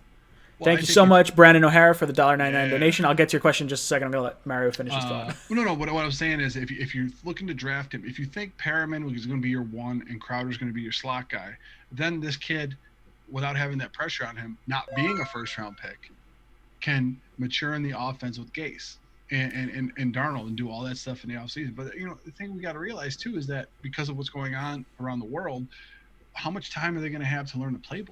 Well, that's just it. The season. Training camp's going to get cut short. There's a lot of things that are going to be kind of screwed up. So if you're looking for the Jets to potentially get a starting caliber wide receiver in the second round, I think we're going to get one, but it may not happen the way we want it to with the learning curve, like you mentioned. Now, I think Perriman and Crowder could be the two guys on the outside, in which case I could see us running with Herndon and Griffin with two tight end sets, give Darnold a little bit more time with the offensive line. You have guys chip blocking, and then you have Bell out of the backfield that you could split out wide. So I think we could have 5 receiving options that may not have to include a rookie wide receiver, but I don't trust Perriman's health. I don't think Enunwa's really coming back. He's coming back on the Jets, but he's got an injury guarantee. I don't think he's going to be able to pass a physical, so he's not really in the picture. But I think you're going to need a rookie wide receiver to come in here and at least give you like 500 yards.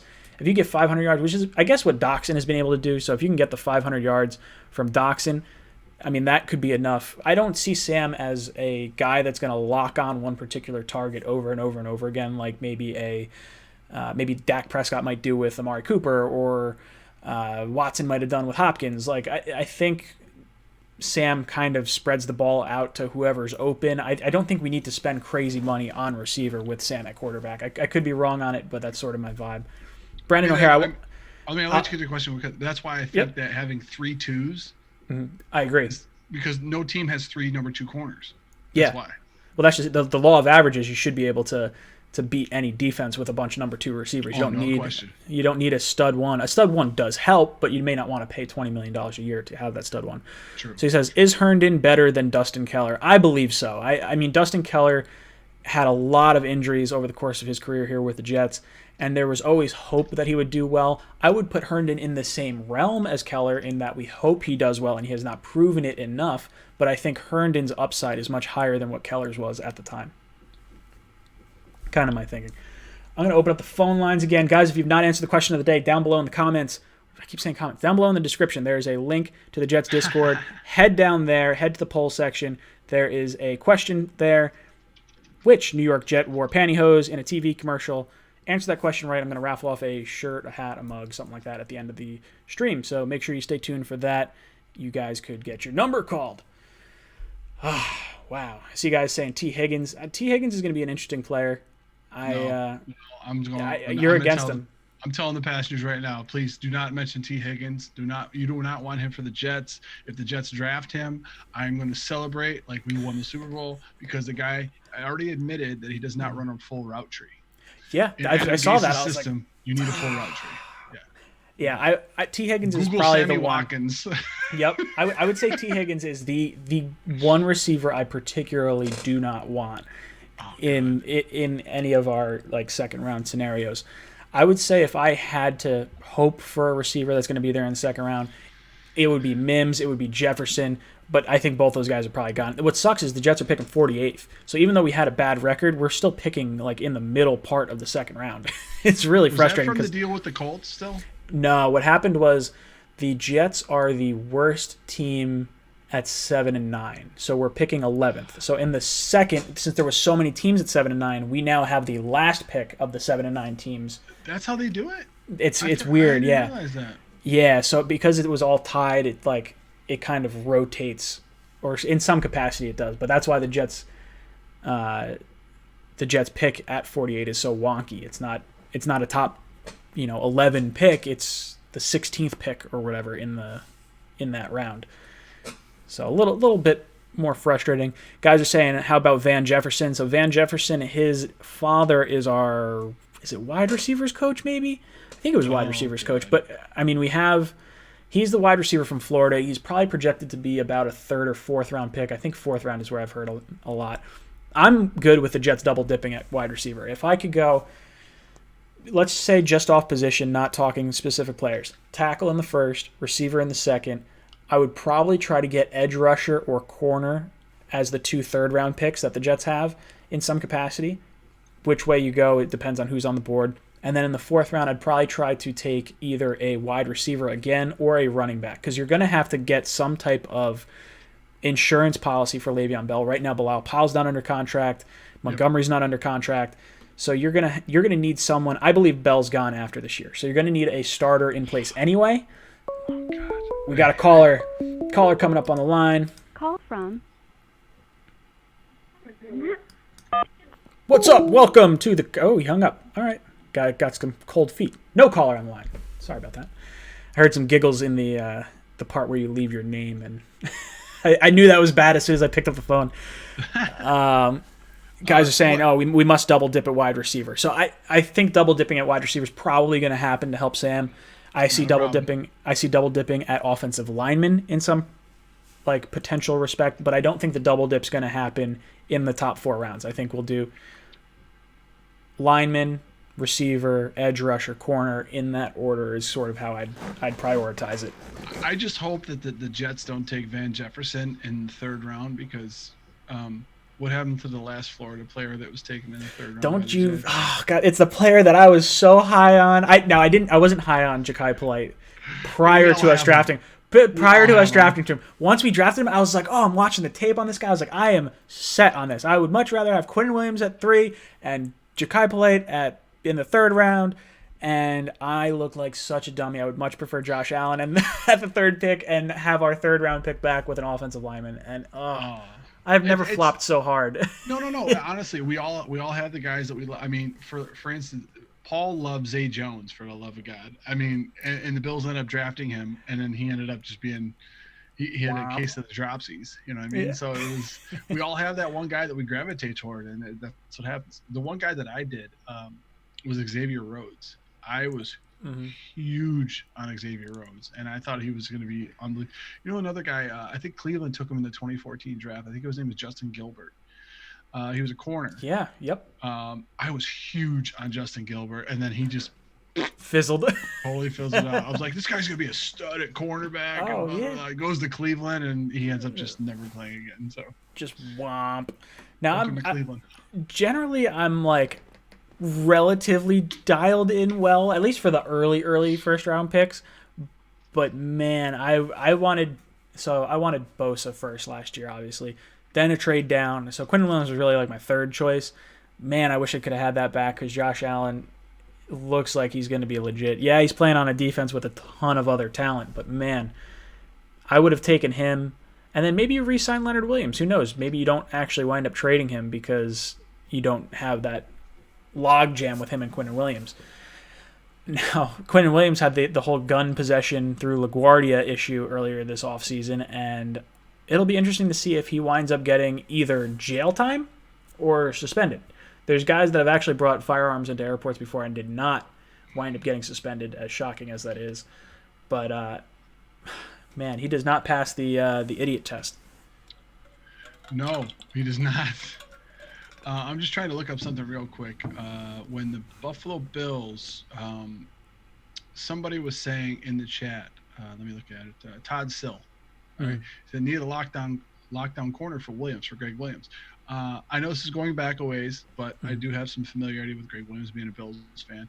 The Buffalo Bills were 5th in the league in points against in 2003 when he was the head coach of the Buffalo Bills. His 2 cornerbacks were Antoine Winfield and Nate Clemens.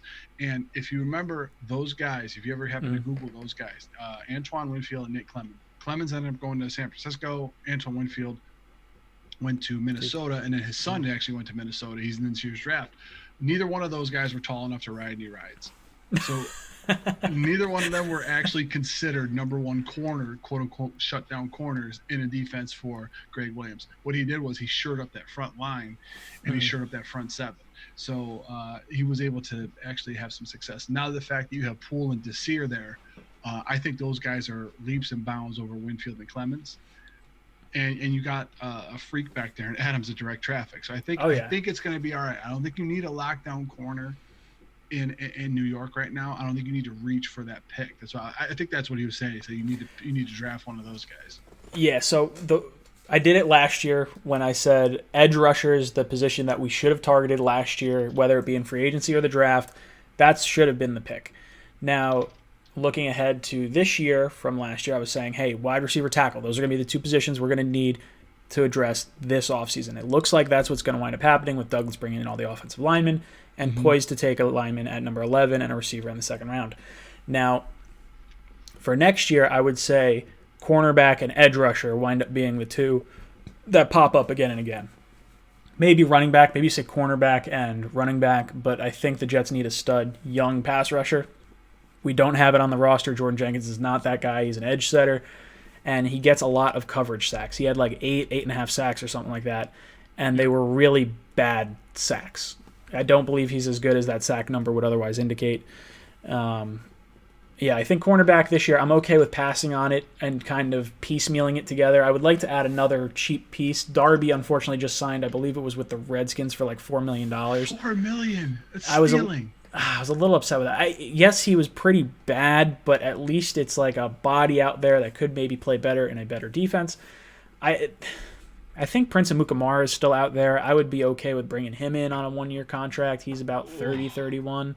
But I just think the Jets need some bodies because I don't trust Bless Austin to stay healthy. I could see Bless Austin being a number 1 corner or a number 2 corner, but I don't trust him to stay healthy. He's only played 10 games in the last 4 years or something like that. He was a 6th round pick for a reason. You know what I mean? He may have some tremendous upside, but that's what's crazy. He was a 6th round pick after missing 2 full seasons. So the guy's got a ton of talent. It's just he can't stay healthy. Oh, yeah. It's the knee injury. Those are the guys you roll the dice on. And, 5th, 6th, and 7th rounds are guys that may have all up to red flags. But listen, if we could work with him in our system, we put him on the practice squad, see if he comes up, see what he does. It's funny how you describe Jordan Jenkins, though. Mm-hmm. You describe him as like the lunch pail hard hat kid that just sit there and sets the edge, and if a sack falls to him, it falls to him. You know what I mean? So. It's true. That's exactly how I view him. I would never have put lunch pail box kid or lunchbox kid as the adjective for him, but I think it makes a lot of sense. I think there's a lot of he's getting coverage sacks, he's getting cleanup sacks. It's almost like Vic Beasley's sacks that he had back in 2015 or 16. He had a ton of sacks. He had like 15 or 16 sacks, but not all very good sacks. We got a caller on the line. Mike, what's up, dude? Welcome to the cockpit. Hey, I just have a question. Sure, shoot, fire away. You have to trade Quentin Williams. Would you trade him for Ndakwe? Ooh, okay. So he says, if you would... Oh, Grandpa Mark, I'm going to hang up on you real quick because you started calling in as I was answering a question. So, sorry about that, Grandpa Mark. So the caller just asked, if you have to trade Quinnen Williams, would you trade him for Ngakoue? The answer is yes, I would. But the issue is Quinnen Williams is going to be a ton of money in dead cap, and that's the issue. I'm going to pull it up right now. It's not like a Josh Rosen thing. It's 19 million in dead cap right now. No, you have to like hold on to him and let it ride at this point. It sucks. I mean, so let's see, a post June 1st trade. If you could trade him after June 1st, then you have a little bit better of a thing. You don't have quite as much dead cap, but man, that would be. I would trade him for Ngakoue because I like Ngakoue. I'm not huge on Quinnen Williams anymore from what I've seen. That said, because of the cap hit, I'm rolling the dice with Quinnen Williams. I think the upside is there on a cheap contract for the next 4 years. Yep. But I aside from that, no one's going to want Quinnen Williams after just toting a gun through LaGuardia. I think that's kind of silly. Well, I mean, on the field, does the move make sense? Yes. Off the field, business aspect, no. Yeah, I don't think it is. Yeah, I think the Jaguars can get a more of an impact player. Like I think they get a first round pick for Ngakoue towards the end of that first round. You're talking 25 through 32, somewhere in there, or a very high second, or a second and some. These edge rushers come out every year. These maniac edge rushers come out every year. So why would you overpay for a guy? I mean, it's almost like being the running back position, how it's devalued. It's like, okay, we're going to draft the guy in the 3rd round, run him into the ground for 4 years, and then rinse and repeat. You know what I mean? It's weird how that happens. Well, I think edge rusher is a little different because this draft you have, I'm going to screw up the guy's name, like Clavon Chiasson or whatever from LSU. Chiasson. Yeah, you have him. You got Epineza, and who's the other one? There's like 3 that are like projected to maybe be first round, but they're even like, I'm looking at maybe pick 16 before you get to an edge rusher that isn't named Chase Young. Chase Young's like way far and above. And then entire draft for Chase Young. He's so good. Entire draft pick. He is going to be such an animal. He looks like Oakman. Do you remember Oakman from Baylor? I don't know. Sean Oakman? Google Sean Oakman and then just start laughing because it was the dude that had almost like the half shirt when he was from Baylor. I got him right here. Oh, wow. Yeah, he's huge. You remember him? Dude, he's enormous. I wouldn't have guessed that's who it is, but damn, that guy is massive. Sean Oakman was a guy from Baylor that he was just an unbelievable physical freak, and then he ended up, I don't think he even got drafted. And he ended up having charges brought up on him, so it was kind of crazy. He's a very, very big guy. Phone lines are open, guys. If you've not answered the poll question of the day, head down to the description down below. There is a link to the Jets Discord. Head down to the poll section in the Jets Discord and answer this question: which New York Jet wore pantyhose in a TV commercial? If you get that question right, I am going to raffle off a shirt, a hat, or a mug, or something like that towards the end of the stream. I did just add the In Joe We Trust coffee mugs, as well as the In Joe We Trust t-shirts. Grandpa Mark is calling in on the line. Call from Grandpa Mark. Grandpa Mark, what's up, brother? Thank you so much for the donation of the shirt. I'm going to wind up raffling that off at the end of this stream. Yeah, I just wanted to, I don't really have a question. I just wanted to say something about that, the shirt. Sure. If you don't mind, there's a kid in the chat. His name is Justin Levine. Yeah. Yeah, I like that kid's enthusiasm. He wrote in the chat a little while ago that he thought that the Jets were going to win the Super Bowl in 21. So, if it were up to me, I think maybe he should have it. All right. Yeah, so Justin Levine should have it. Justin, comment in the chat. I don't remember if you have won a shirt or not yet, but if you have not, Grandpa Mark says it's going to you. I'm going to send it to you. All right, man. Thanks a lot. Awesome. Thanks, Grandpa Mark. So Grandpa Mark did not have a question, but he won the shirt last week, and he was very excited with Justin Levine and being very enthusiastic in the chat. So I'm going to honor Grandpa Mark's wishes and give the shirt to Justin Levine, assuming that he did not win one earlier. I kind of want to give it to someone who may not have won something. Oh, we got David calling in. Call from David Gay. David, what's up, dude? Welcome to the cockpit. How are you doing? I'm hanging in there. You're cutting in and out a little bit. Am I good now? You're good now. I can hear you. Awesome. Well, first off, I'm here to tell you, one, I can't wait for tomorrow like always. It's going to be a lot of fun. Hell yeah. And, well, I got a question for the dude that you're going to put through a table soon. He's got a question for the guy I'm going to put through a table soon. All right, what's your question? Oh boy. So with Stephon Diggs now on the Bills, what do you expect the Bills wide receiver core to look like in terms of like rotation wise? Do you see Cole Beasley in the slot more? Like what roles do you see guys like John Brown, Cole Beasley, and even under the radar guys like McKenzie playing? All right, very cool. Good question, David. Hit up David's channel, Gangrene David, if you guys want to sub up another good Jets YouTuber. So he's asking about the... all right, congratulations, Justin Levine. Hit me up on the Jets Discord because I'm going to need some information from you. But head over to the Jets Discord and shoot me a private message, Justin. So the... where was I going with this? He was asking for the Bills receivers with Diggs, Brown, Beasley, how do you envision them lining up? Who plays the slot? Who gets the most reps as far as rotation goes? Is there anyone else we should kind of be aware of? Oh, so you guys want intel? Oh yeah, we want intel. We want all the dirty secrets. Well, I it's so funny. When you put last year, when the Buffalo Bills had John Brown and Beasley in the slot on the same side, it's like they didn't even need to have a corner on the other side. So anyone that played the opposite of that, the teams did not even pay attention to that. So they would bump and run Beasley and Brown, and then they would just let the wide receiver on the other side go.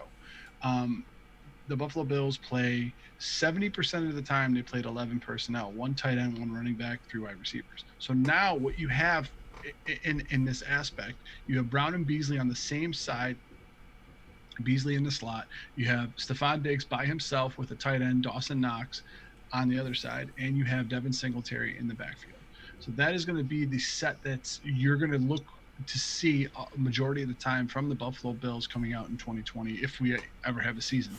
So the presence of Diggs there now is that teams cannot shift coverages over toward Brown and Beasley now just by themselves, because you had a rookie in Dawson Knox and you had like some restricted free agent that the Bills signed for a 1-year deal over there.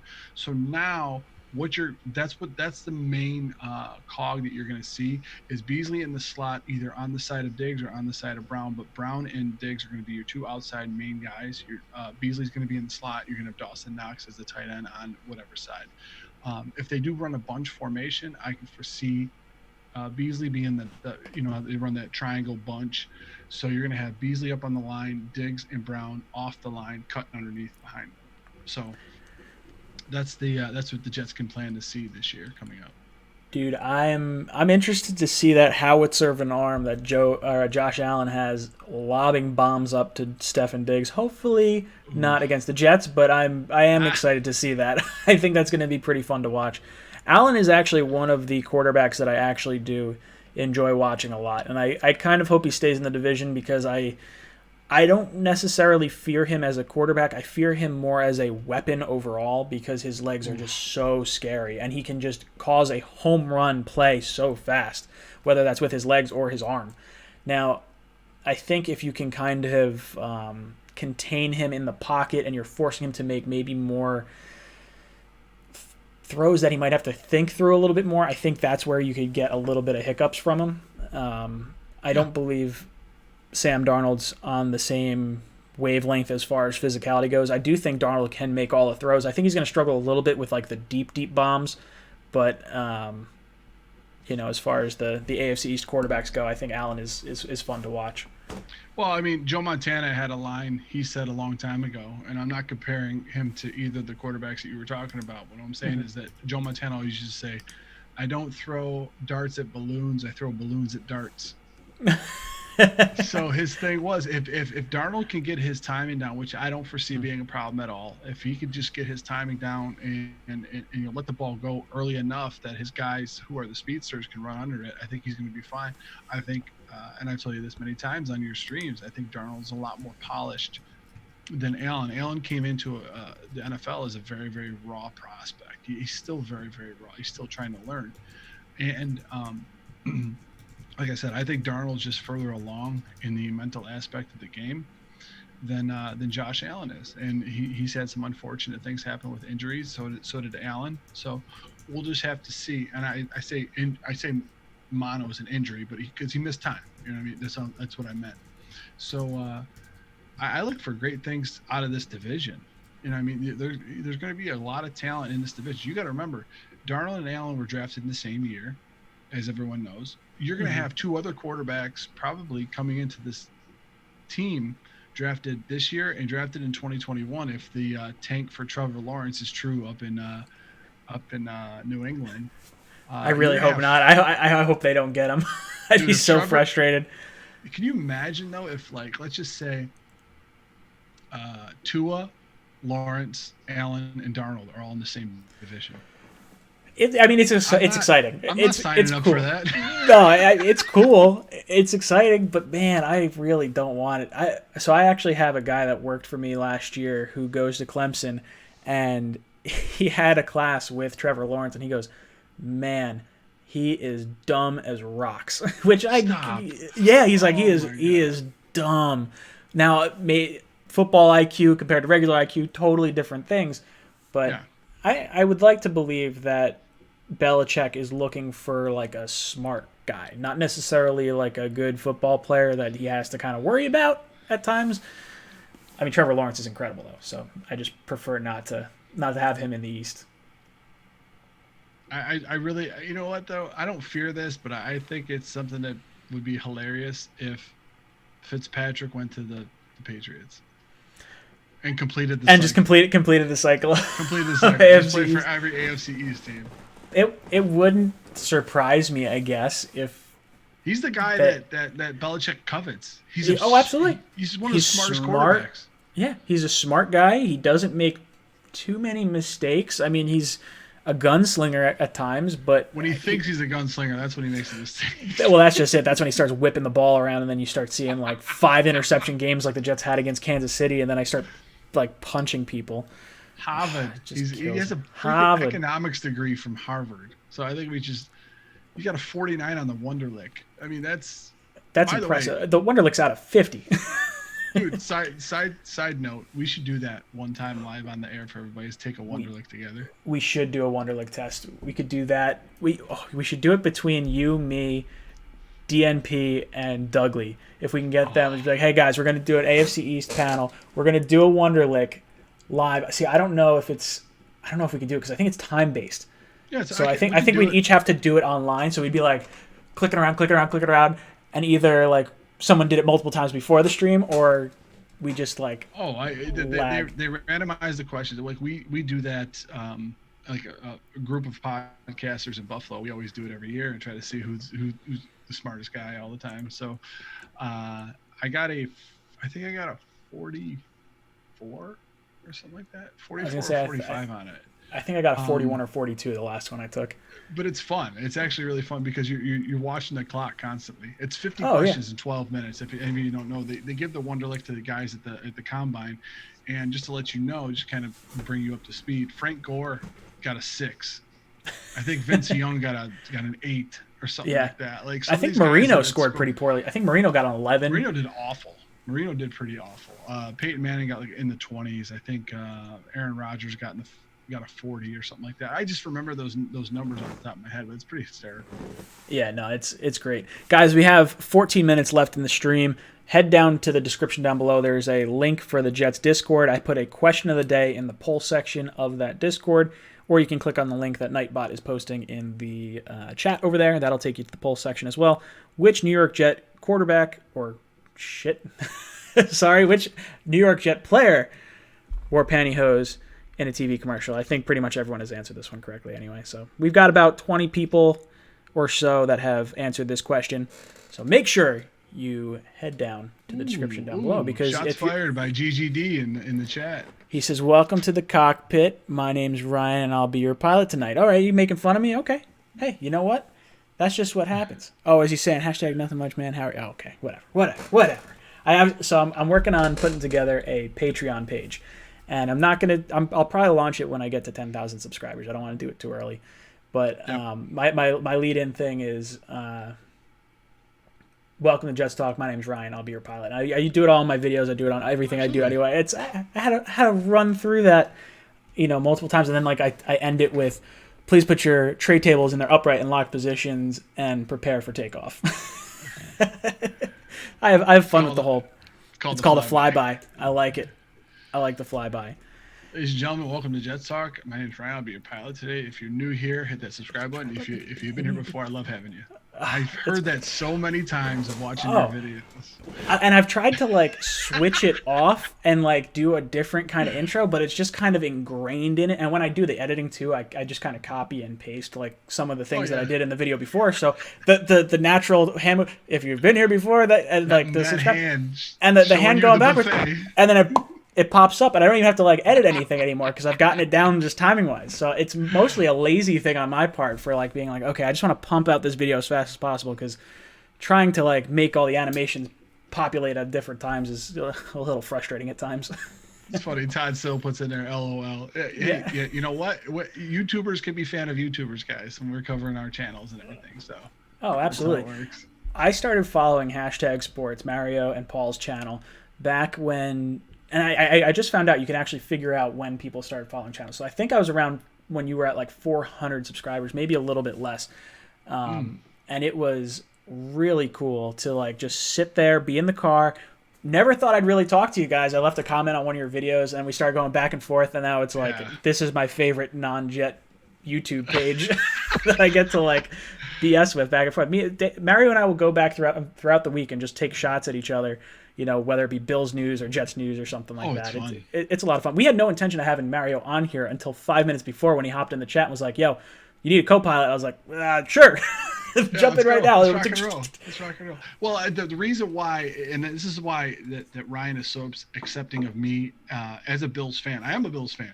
However, my father and my brother grew up a Jets fan. My brother was a Jets fan for the longest time. My brother would actually bring me to Bills games as a young 12-year-old kid with a Mark Gastineau jersey on. And I would sit there and be tormented by all of these Bills fans because I was wearing a Jets jersey. And this is when the Jets were beating the Bills.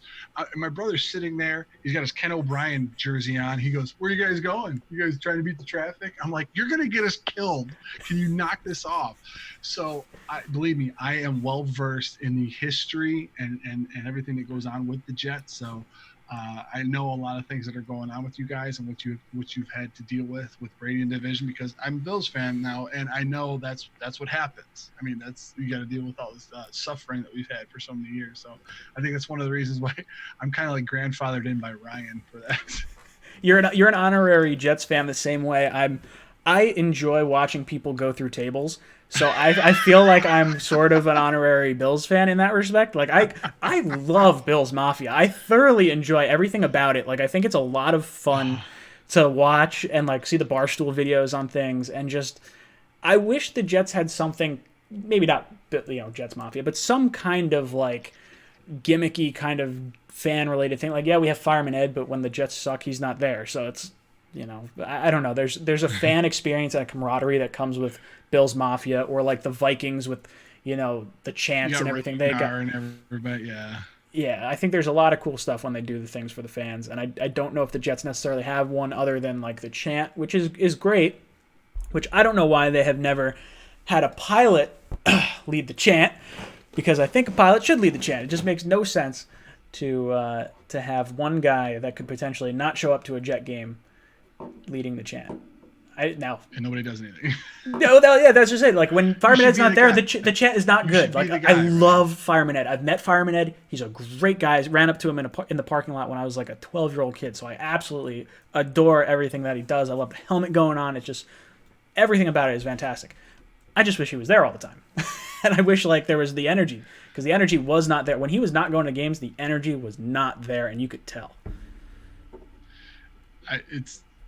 Fireman has never stopped going to games. That's a lie. He stopped going to games for a while. That is absolutely true, and I know it to be true. He never stopped being a Jet fan, but he absolutely stopped going to the Jet games for a little bit because he was so against what was going on. I believe it was the end of the Rex era, or just past the Bulls 2015 season where they started going under. And I could be wrong on the exact timeline, but it was like, I want to say it was like 2 or 3 years of him not really. Maybe he went and just didn't put the helmet on and he just kind of sat there.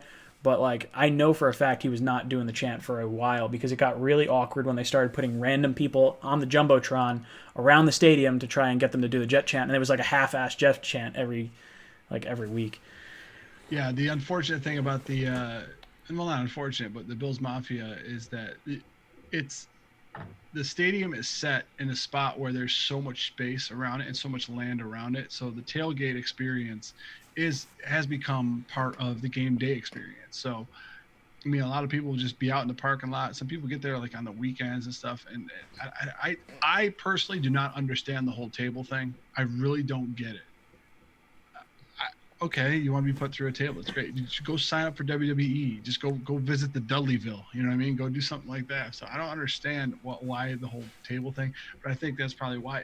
Is there a lot of space at not MetLife really. Stadium? There's not a lot of space around it. It's better now than it used to be. When they were building the new stadium, there was the two stadiums that were taking up a huge chunk of the parking lot. Now that the old stadium's knocked down and just MetLife's there, it's actually a pretty spacious area, but there's no room to do the stuff that the Bills fans do. I would say the most rowdy section of that parking lot is the RV lot. That's kind of where you see, I think it's Jetman has a tailgate over that way. I think that's where you see a lot of the Jet forums and Facebook groups that have tailgates and everything head over to the RV lot. Justin says, my dad went to school with Fireman Ed. That's pretty cool. I like Fireman Ed. When he was not doing the chant, it was very boring as a Jet fan. It was not, and we didn't have much to root for anyway. We were just so terrible. I don't know. All right, guys. We are down to the last 6 minutes of the stream, so I'm going to pick someone who's going to win the shirt or hat or mug. I need you guys, I need a little bit of help here. Give me 3 numbers between 0 and 10. I'm going to pick the first 3 numbers. Give me 1 number each. I'll pick 3, through. Hashtag I'm not taking your 3. Justin Levine's got a 9. Who else is in there? I'm going to add it up and then I'm going to count. That's how many random. There's a 2 and a 4. All right, so we got, what's that math? 15? We got 15. All right. 1, 2, 3, 4, 5, 6, 7, 8, 9, 10, 14, 15. All right. The winner of the hat, shirt, or mug is going to be Morg20. The answer to the question of which Jet player wore pantyhose on a TV commercial, that was Joe Namath. Everyone got that correct. So Morg20, hit me up on the Jets Discord. I will get your information. Oh, we got a caller on the line too. I guess we'll take one more phone call question because I didn't realize I still had it up. Call from Mike. Mike, what's up, dude? Welcome to the cockpit. Hey, how you doing? I'm hanging in there. Hey, I have a couple of questions for you. All right, fire away. Just keep them short because I have to repeat them to. I got to repeat them to Mario. You bet. So. What do you guys think of Adrian Killen as a running back in the later round? I'll be honest. Him play. I can't answer that question because I don't know him. Adrian Killen, the running back in the later rounds. I gotta watch him. He's amazing. He has this adrenaline speed. You know, like when you're being chased by a bad guy. Oh yeah, absolutely. A lot faster. I think he has that in him. And also, I was going to ask you, what do you think? I don't think there's going to be any sports next year, unless there's a cure for this virus. Yeah. So all right, I'll end that question on that. So the final caller today was talking about the whole the C word and the virus that's going around, and he thinks there may not be any sports this year.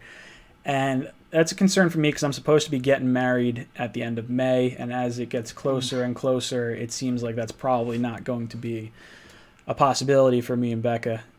So we're trying to figure out what we're going to do. We're talking about possibly moving our wedding to August at some point, and even then, if this thing keeps going on, we might have to move it again. So we're frustrated with it. Sports are kind of the last thing on our mind at the moment, but yeah. I do hope that the football season goes on as normal. There was actually some conversation as far as them building a facility in the middle of nowhere. Pro Football Talk was actually just talking about this, I believe today or yesterday, and having all the teams play on fields with no fans, no nothing. Everyone's tested beforehand, and they jump into that one area for like 4 to 6 months of the year. That's what they're saying. I don't think that's going to happen. That's a different kind of quarantine. We actually this week, if you actually happen to go over to hashtag sports, we talk about it in general, the NFL as a whole, how it happens, what happens if there is no season and or a shortened season, like an 8-game season. Who would that benefit? How does the NFL work it? How do the contracts go and all this other stuff? So it's actually it's fascinating and it's scary at the same time to think about what could possibly happen due to what the pandemic that's going on around in the nation and the world, what it's relegated a lot of people to do. And I mean, like canceling a wedding, that's something you plan years ahead of time. You know what I mean? So like I said, like you said, you're not worried about sports right now. However, a lot of people do happen to have a very strong feeling and emotion towards sports. And if the 2020 season's canceled, I don't know how the NFL will rework that. But we talk about a lot of that coming up this Thursday on our channel. So if you guys want to hear our opinion on it, that's one thing that you can do as my shameless plug for tonight. No, you can shameless plug it. That's fine. But, you haven't had a shameless plug all week, so or all night. So I'm all about it. And you know what? One thing I'll bring up, because I don't want to spoil anything that could potentially be on that show, but I think my thought would be maybe they try to delay the season and they still try to do the 17 games or 17 weeks of the NFL season, but it might start in, say, December instead of, September. That would be rough. Or do they just cancel the season? And then what happens do the contracts toll? Or, like, what happens? Like, should those guys get paid for the year that they're missing of football? I don't know. It's tough. Some of the things that we talk about is that Paul and I, the guy I did the show with, we kind of stand on different sides. And one side, I think that the draft is going to be amplified because you got an extra year. If the season's canceled, you draft this guy, you have a whole extra year to work with him. And he thinks that players that are veterans that have played will probably be more in demand when free agency ends up opening up again because they're going to be familiar with certain systems that they played in already. So it's actually a pretty good discussion back and forth. I don't know what they're going to decide to do because they're still going to have to pay these guys. Well, that's just it. And you still are going to have now, if there's no sports, then there's theoretically no college football happening, but guys have sat out for 3 years of, from high school through college. They might have only played college ball for 2 years and then had the third year get canceled. It's going to be very confusing for the draft, for free agency. Do these one-year deals that the Jets just signed actually carry over next year? Are they considered still one-year deals for next year, or are they free agents again? I smell an episode from you, Ryan. I should probably rant about it a little bit. I'm trying to stay optimistic and trying to go as late as I possibly can on this, but man, I probably will wind up doing a video on this at some point. Guys, it's 10 o'clock, so I'm going to sign off here. Guys, if you have not joined hashtag sports, go over, join their nation. As far as Buffalo Bills stuff goes, I don't hate these guys. They're all right. Paul and Mario do a good job. It's always good getting a little bit of recon in on the competition. But that's going to be it for us tonight. Mario, do you have any last words before we sign off? Hey, you know what? It's always an honor and privilege to be here and talking with the passengers in the cockpit. And thank you for having me on. And I hope that I gave Jets Nation a little bit tidbits of information that I've learned from playing this game and studying this game for about 30 years. So throw the hat on and give me your send off, brother. All right, boys. It's been real. I'll be on live tomorrow night with Matt O'Leary, Green Bean, and David from 8 o'clock to 10 o'clock. We're going to be doing more of your calling questions. But as far as this goes, this is Jets Talk signing off. J-E-T-S!